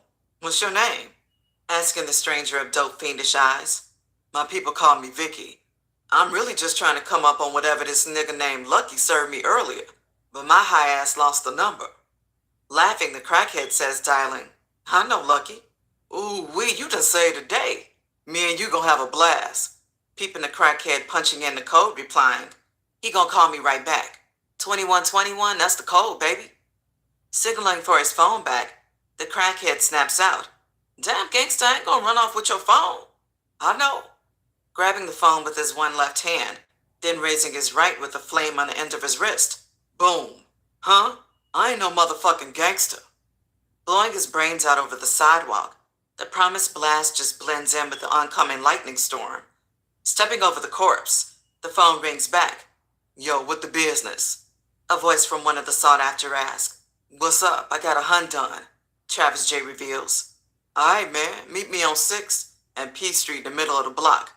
Only a block away from the designated area, Travis J replies with a thirst. I'll be there in 60 seconds. Ready to take on an entire army, Travis J agrees not to strike, unless both Lucky and Hustler number 1 are in scopes. Waiting under the crackles of the clouds, Travis J stands in plain view under a streetlight. Noticing a hooded male approaching, Travis J confronts him with a tempting large bankroll. What up, Luck? Give me 100 piece. Pulling his hood halfway from over his face, the unknown person responds, I ain't Lucky, I'm the number 1 hustler. Pulling out 250s from his sack, Hustler number 1 says, shit, would have not liked that. You might as well save yourself a trip and buy me out. Taking the 250s, Travis J promises, don't worry, I'm about to hit you right back if my man and them happy. Shooting the shit under false pretenses, Travis J walks away into the darkness, with Hustler number 1 yelling, Aight, gangsta, get with me. Suddenly turning around with a maniac shine twinkling in his eyes, Travis J catches himself and laughs it off. Yo, just call me Vicky. Jumping out of sight, Travis J backtracks following Hustler number 1 to his hideout. Being gullible as an immature kid, Hustler number 1 leads Travis J straight to their lair. Stalking his soon-to-be victims, Travis J circles every end and out to the single-floor project flat, but is unable to see through the covered windows. Scanning the area, Travis J sees convoys of police and rides slowly creeping through the streets. Quickly learning to be an obedient good old boy, Travis J posts up under a tree, ducking the pressing drizzles of rain. Dialing AK on speed dial, Yo, Rain, put Almighty on. Answering the phone, AK softly speaks, as he's under the influence of black tar heroin. Vicky, what up, Lord? I've been waiting to hear something. I want to hear their cries. I want our fallen soldiers to hear their screams. They will. I got 'em. I got both of 'em. Travis J hisses. AK, sounding as if he's in a hypnotic trance, says, I'll be reading the morning paper. Clicks. Clearing the line, Travis J pages Lucky's pager again, leaving the code 2121-500. Sitting in a dimly lit living room, naked as jaybirds, the threesome, Lucky, Hustler Number 1, and Deborah the Debster, engage in oral sex, passing around a fully loaded crack pipe. Unable to hear the beeps of the pager over the moans of the Debster, Lucky sees the blinking light of his pager, reflecting off the TV screen on the opposite end of the room. Hustler Number 1, get that money. Exiting his doggy-style position, Lucky lays back, enjoying grade A head. Who that? Checking the number, Hustler Number 1 exclaims, Oh yeah, this big bucks. This dude Vicky I was telling you about. His bankroll's so big he could stand for a robin. Knowing every dope fiend personally, Lucky questions, Do you know this nigga? Oh, gangster, he legit. I know him from somewhere. It's on the tip of my tongue. His face so familiar. I wanted to call him by name. Hustler Number 1 states with a smile of greed, slipping his pants on. Phoning the number back. Yo, Vic, that what you got? Referring to the texted digits after the code. Yeah, man, 500. Okay, same spot, 60 seconds. Glancing over at the huge, round, sexy, sweaty booty of Deborah, Hustler Number 1 signals. What up, Luck? What up, man? Lucky can't concentrate with Hustler Number 1 calling. You want to do it? Do what, nigga? Signaling with a pointed finger toward Deborah, who was slobbing over Lucky's bob. Hey, baby, go freshen up. Let me see what this nigga talking about. Watching Big Thickness glide away, with her pussy lips dripping with cum, Hustler Number 1 blurts, Let's rob this fool. With a negative reaction, Lucky says, Gangsta, maybe next time, I'm chillin'. He'll be back. They all come back. Simultaneously, the GDs are gearing up for action. GDBD has since found out through some dope fiends that Lucky and Hustler Number 1 are seeking haven in Trick City, Deborah's house. Already in motion, Shu leads a 2-vehicle hit squad to the location, but is unaware, blinded by the light storm, that they're being tailed by detectives staking out the area. Communicating with OG Rollo, she was briefed on the phone with fat folks driving the tail car close behind. OG, it's on and cracking. I'll holler back. Pulling up, flanked up the street by armed men, all exit the vehicles. Fat folks leading his old heads parks 2 car lengths in front of Shu's party, while he and his younger gangsters stump from the rear, with high-powered weapons drawn. At this time, the detectives request backup. It's getting hot out here. We have visuals of 8 to 10 suspects, armed and extremely dangerous. We need immediate assistance. 634 Polk Street. Smiling, exiting the back door, a barrel is shoved straight into Hustler Number 1's face. 60 seconds, nigga. I've been waiting in the rain damn near 5 minutes. Travis J yells, flicking the light switch. Seeing a naked, strange man on the floor hiding his private parts, Travis J asserts with a strange, I've been looking for you look. You must be Lucky. Quickly IDing the armed bandit, Lucky excitedly startles, I know you. You Jeffrey Travis that killed those federal agents. Yeah, and I've come to kill the both of you. Travis J says, a half a second from squeezing the trigger next to Hustler Number 1's temple. Then suddenly, a burst from the back room charges, firing round after round. Not my house, nigga. Deborah breaks out with a mini cannon. Bloom, bloom, bloom, bloom. Sending all parties to the floor for cover, Travis J, for a split second, forgets he's bulletproofed with armor and is carrying the artillery to stop an army. With an inner growl of defiance, Travis J stands up, spreading consecutive wall-to-wall fire. Releasing an entire 100-round clip, he stands in the smoke-filled space, searching for another clip. Struggling to reload as his vision is hampered, Hustler Number 1 dives out the front window, startling the approaching gunmen, ducking themselves from the hellfire of Vicky's Brick Eater. By this time, the police have the place surrounded, with their riot pumps cocked. However, only seeing their target Hustler Number 1, the armed GDs let their bullets rain down on his position, engulfing an all-out war with the police, who are outmatched by fully automatic warfare, but brings the match to a deadhead from their expert marksman shooting. Hearing the gunfight outside, Travis J checks his heavily breathing victim. Damn, Lucky, you don't look so lucky. Travis J says, seeing his torso practically split in half. Kill me! Kill me! Lucky cries as he lays paralyzed in a pool of his own blood. No need to waste a bullet. You gon' get there. Proceeding to the next victim, the thirsty Travis J cries, Damn you gangsta bitch, you almost killed me. Seeing the bare skin and sweating body of the glowing Deborah, Travis J is uncontrollably aroused. Turning her over, he finds her helpless, but pretty much alive. Rubbing her soft skin to her breast, he sees a bullet hole in her shoulder and her arm ripped. Travis J then seductively whispers, I smell you. So lovely. Sticking his hand inside of her, he moans, love to taste. Licking his fingers, staring into her panicking eyes, Travis J climbs on top of her, stroking to the sounds of the outside gunfire. Pumping harder and harder, he wraps his hands around her neck as he becomes turned off by her moans of tension and pain. He pounds her hips, ejaculating in long, random sprays, stripping her last breath with each penetrating motion. Finding himself locked into a deep trance, he is soon revived when a loud voice yells, Come out with your hands up. This the police. You are surrounded. Arising with the glare of a madman in his eyes, Travis J takes flight, back and forth from the front and back door, checking which is easier to maneuver. Noticing the front is heavily lit from the streetlights, he constructs a plan. Rapidly flirting shots out of the front windows, he jets through the back door, unloading an overwhelming 100-round armor-piercing clip toward anything moving. Opening his path like Moses did the Red Sea, Travis J unloads clip after clip, deterring the police assault as their weapons only bounce off of his armored suit.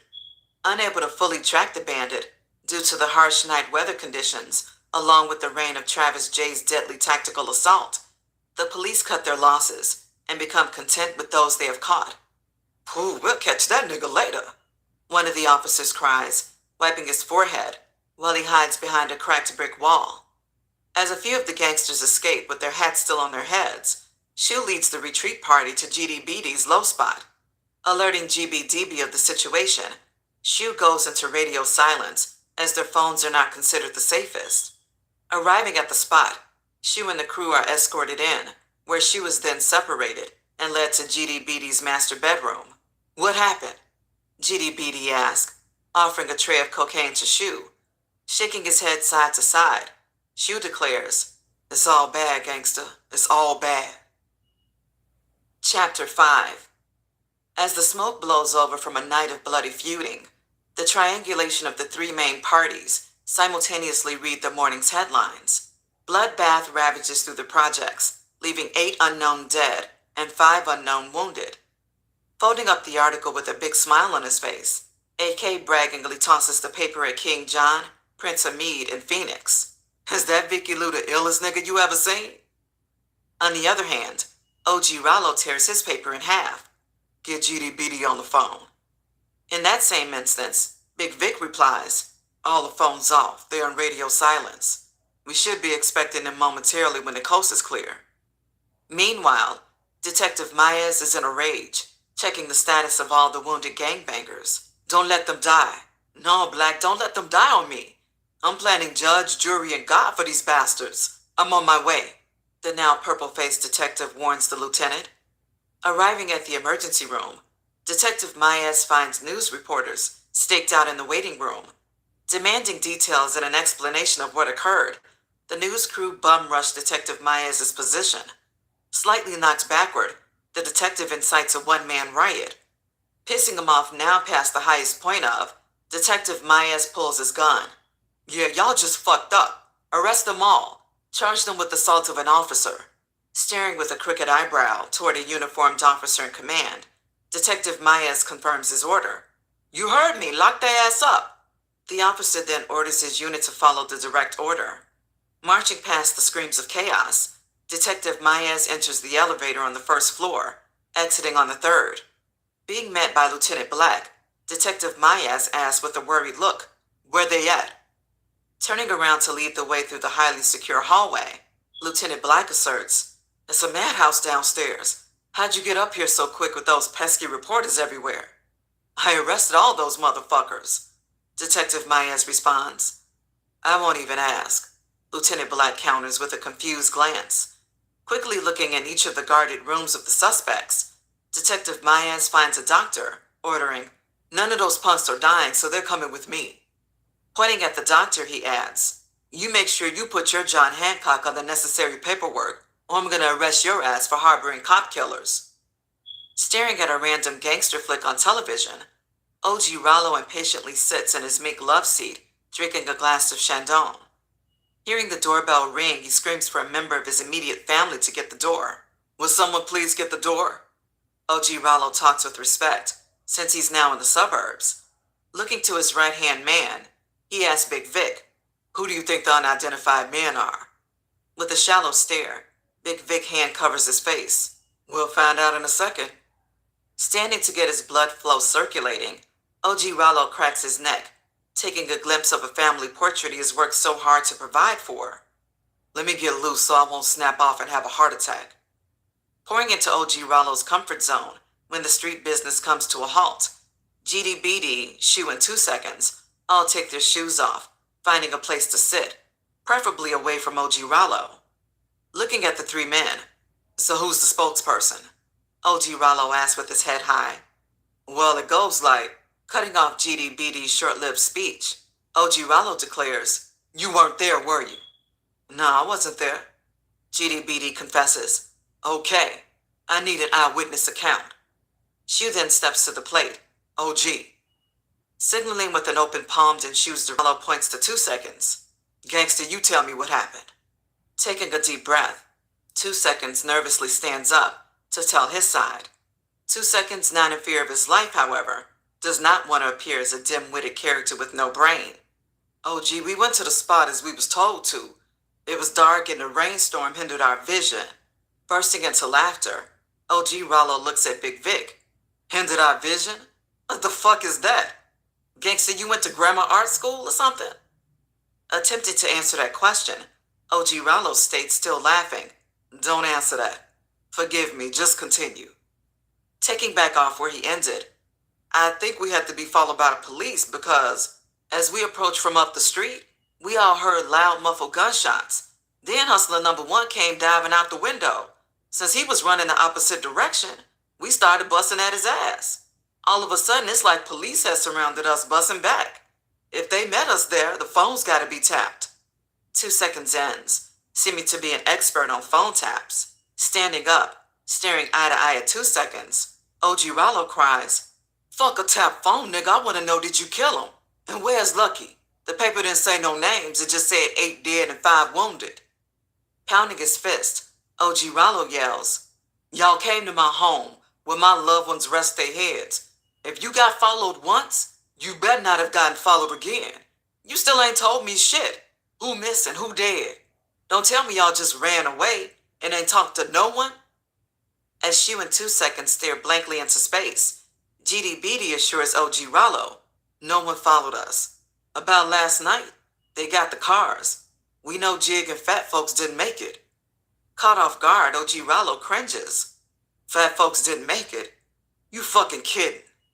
2 seconds, the one to actually see Fat Folks gunned down blurts out, "Yeah, OG, Fat Folks was killed by the police." In a blinding instance, a wet slap echoes through the room. Smack! Damn near pulling the skin off, 2 seconds falls to the floor. OG saves his energy, yelling with a high pitch, "Nigga, you had your turn to speak, and you didn't feel it was important to say we lost 2 of our heads? Speak when fucking spoken to."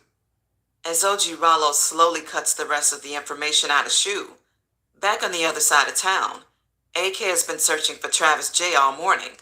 Coming up with nothing, AK's cell phone rings with Travis J's number appearing on the screen. "Yo, Vicky?"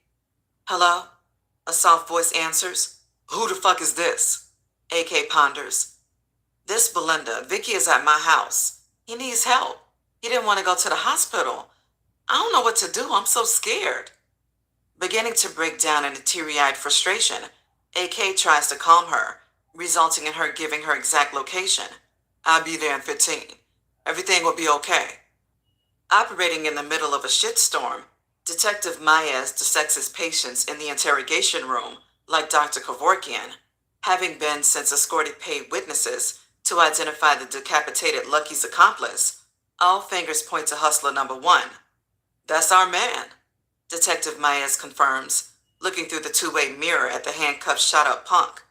Looking at his colleagues, Detective Maez assumes with a promise. He's going to bring down the GD's entire operation. I'm going to break him. While Detective Maez consults with his rankings, his superiors burst into the room. Worried about their jobs and protocol, a high-ranking sergeant tries to check Detective Maez. What is the meaning behind you locking up your own city's news crew? Have you fucking lost your mind? Do you know the type of lawsuit that could be hanging over our heads? Known for running his own show, Detective Maez looks at the sergeant with a cocked lip. Hold the fuck up. You don't tell me who I can arrest. That's one thing I'm going to get straight with you. And two, next time you run up on me with that bullshit, I'm going to throw your fat, jelly-eating donut, pencil-pushing, desk job-having ass out. Responding with an overranking position, the sergeant declares, if you ever talk to your superior like that again, quickly cutting him off, Detective Maez points directly into the sergeant's face, warning, fuck that, you heard what I said. Adjusting his necktie from the verbal explosion, Detective Maez tells all, I've got a suspect to break. Walking out the door, he gives a last look at his superior and the sergeant. You got money? You bail they ass out. Appearing along in the room with hustler number one, Detective Maez wastes no time. So, you're called the number one hustler. I've heard a lot about you. Do you need anything? Are you comfortable? I know 3 bullet holes can be painful. With a tough guy attitude, hustler number one says, man, I need a cigarette. Reaching into his pocket, Detective Maez places the cigarette in hustler number one's mouth. Watching the cigarette hanging from his lip for a second, Detective Maez smiles. Oh, I'm sorry. I forgot you need me to light that for you. Pulling out a lighter, hustler number one puckers his lips as Detective Maez brings the lighted torch to the end of the cigarette. Suddenly, in one fell swoop, Detective Maez smacks the dot shit out of hustler number one, sending his frail ass across the room. Shaken and in a daze, Detective Maez grabs him one-handedly by the collar, slamming him back into his mounted seat. Refocusing his eyes on the white spinning walls, hustler number one's face is placed in focus. I'm right here. When I ask your whole ass something, I only want the truth. Why did you kill D-Knock and Wild Bill? Hesitant to answer, Detective Maez smacks him again, and then sits his loaded .40 cal on the desk. Looking into hustler number one's broken eyes, Detective Maez swears, you can make this hard or I can make it harder. For the record, 2 police were killed last night. Huh? Everybody mad at me because I let the headlines go blank. First of all, I thought it would be an injustice to those great men's families to notify the public before loved ones. Second of all, I didn't want to put the names of the scum that was killed, just in case I need to add a body or 2 to the morgue. You know I'm violating your rights, but so what? If you don't tell me what I want to know, I'm killing you, Detective Maez says, handling his weapon, cocking a live round into the chamber. Sending off the vibes of an executioner, he adds, so, what are you going to tell me about the 2 police killed and the 2 officers you wounded? Or what about that lowlife Wild Bill and D-Knock? Forced to make a decision with an actual gun to his head, they had a hit on us, hustler number one mumbles after breaking down. So y'all killed them? Lucky killed them. Both of them? Detective Maez checks for the record. Yeah. Oh, so I guess you just helped. Yeah, I helped. Receiving the statement clearly and recorded, Detective Maez moves on. Who was the shooter in the house with the armor-piercing rounds? That's who killed my men. That's who killed your boy Lucky. That's who I want. Staring like an innocent child, hustler number one panics. I don't know. Grabbing his own face, he repeats his words, remembering. I don't know his name, but I know his face. I think they call him Vicky. I guess he came to kill y'all too. Yeah, he did. Hustler number one eye pops open like headlamps. Yeah, well, I believe you. It took 2 bags to carry your boy Lucky to the morgue. He on ice. So, I guess this Vicky is one of the GD's assassins? Detective Maez tries to figure whose side this Vicky is on. With a negative head shake and a sudden spark of brilliance from added pressure, hustler number one remembers. He one of those dudes that's wanted on TV. reminded by Luck's last words. He ain't no GD. Pondering in thought for a minute, Detective Maez turns toward the two-way mirror, signaling with a come-in gesture. On his business, but still with the mind frame of assassinating Detective Maez, Lieutenant Black comes in with a stack of pictures. I'm way ahead of you. Dropping the mugshots of the city's most wanted, Hustler number one assures them, none of these this dude famous like. Famous like? What the hell does that mean? Lieutenant Black asks. Still observing from the monitor room, the sergeant has an idea. Bursting into the room, Detective Maez rises in fury. I got this under control. The sergeant simply brushes Detective to the side, showing a picture of who crossed his mind to Hustler number one. Is that him? Barely looking at the picture, Hustler number one cries in pure fear. That's him. Not knowing who the picture is of, Detective Maez asks, Who? Well, boys, the notorious Jeffrey Travis is on the loose in our city. That would explain the hike in the random violence. He's a cold-blooded killer with nothing to live for. He has to be stopped. He already has a $100,000 reward on his head. As the sergeant puts the word out about Travis J., Detective Maez, the ex-leader of the drug task force, squeezed Hustler number one for every piece of information pertaining to OG Rallo's enterprise, promising Hustler number one no jail time and witness protection. Speaking of OG Rallo, he stares in deep thought stricken with grief about his close comrade Fat Folks. Damn, folks. I don't know what to say. OG Rallo softly speaks out loud in the privacy of his family's home, where he and his wife live with their 3 kids in an undisclosed location. Picking up his cell phone, he calls Schizo, Fat Folks' bride, who has no idea of the devastating news. Wanting to keep it like that until the time is right, OG Rallo dials her. Hello? The Bowflex-built mistress answers. What up, Schizo? OG, you only call a motherfucker when it's a problem. Taking a deep breath, OG Rallo changes the strategy. Schizo, I need a favor. Go to the West Tower and watch Shorty. I don't want him leaving because he'll try to gear into action, and he's one of the heirs to the throne. Can you do that for me, like ASAP? Don't worry about nothing else. Maximus is holding down everything. Yeah, I got you.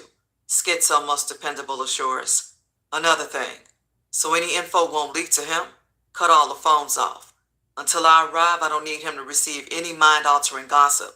And you cut your phone off too, okay? It's whatever, you can depend on me. Schizo jumps into quick action, not knowing she's the one to be kept in secrecy while the streets are talking. Driving down the highway, Double R has been trying to contact Big Seed, but hasn't been successful because of bad reception. Finally receiving a call in return from him. Seed, I've been blowing you up, Double R states with fire. Yeah, man, I decided to take back off and drop another load, cause I ran out the first time. I won't miss nothing cause I'm flying back. I went through the heats first. Police were everywhere. Okay, that's cool. I got somebody who wants to talk to you. Having an idea of who it is, Big C grinningly states, put him on. Hearing a voice he has not heard in a while, he smiles as the familiar voice talks with a southern accent. Player, player, Slim Jim back. I feel like a new man and I done picked up some weight. I owe my life to you. At first I was going through so much, I wish I could have fucked you up. But I'm better and I thank you. You're a scholar and a gentleman. Hating to break good spirits with bad news, Big Seed unconsciously rips the business. Slim Jim, I hate to spread bad news, but there's no time to waste. You're on your way to the hospital. It's Maya. Somebody broke in on her and raped her.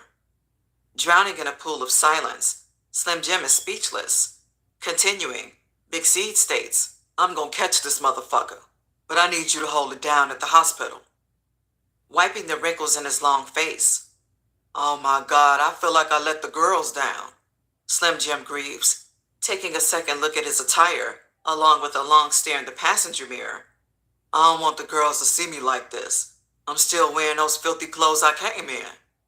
Changing any minor thoughts of negativity in Slim Jim's mind. Small things to a giant. Double R will take you to buy you a new suit, shoes, and to get a shave and a trim. You straight? Put him on the phone, Big Seed says, building his confidence.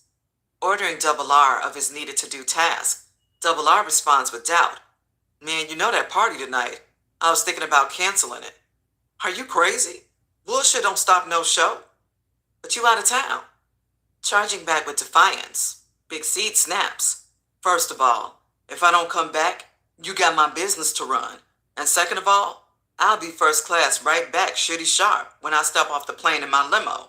Shit, I need to be cheered up. Fuck you thought. Sighing a breath of fresh air, Double R energizes. I'm on it. Before hanging up, Big Seed orders. Don't let Yvette try to cancel at the last moment. I'll meet you guys there. Love. Click. Meanwhile, AK and his immediate mob are gathered at Iowa's law office. As an unconscious wanted Travis J lay in a deep sleep, AK, with nowhere to turn, has trusted his loyal friend Iowa. Knowing everyone along with an old favor, Iowa has made calls to a doctor he fully trusts, who tends to Travis J's medical emergency. Soon being revived by smelling salt and a makeshift IV in the comforts of Iowa's private study, the doctor, MD Mason, states, your friend Vicky was suffering from blunt trauma to his chest in 2 places. He has fractured ribs and his blood is loaded with an overdose charge of drugs. His heart rate is what's affecting his fatigue, mixed with his accident. He's basically had a delayed reaction, something sort of like a boxer receiving a devastating blow, but doesn't fall out until he walks back to his corner. He'll be okay, but he needs much rest and he needs to stay off his feet. Keep his shoes off and make sure his feet stay elevated in the air. Sending Rain and Wrath to take Travis J to a safe location, AK stays back with Iowa and MD Mason to take full responsibility for the dreaded emergency. As the coast is cleared, the 62-year-old light-skinned doctor hopes, I hope I just didn't do something I'll regret. Taking his glasses off, he adds, I wear glasses, but my vision is not blurry. I've seen that man before. That's Jeffrey Travis. Yes. This was the big favor, but nothing compared to what I did for you and your 2 sons. However, I'll call us even, and I'll also donate a large sum to your retirement fund. Ira promises to make things up. Pulling out a checkbook, Ira waves a pen. How much should I make this out for? Cash has always been more untraceable to me. MD Mason says with a smile. How much are your services? AK questions, listening from the side. Oh, well, I don't know.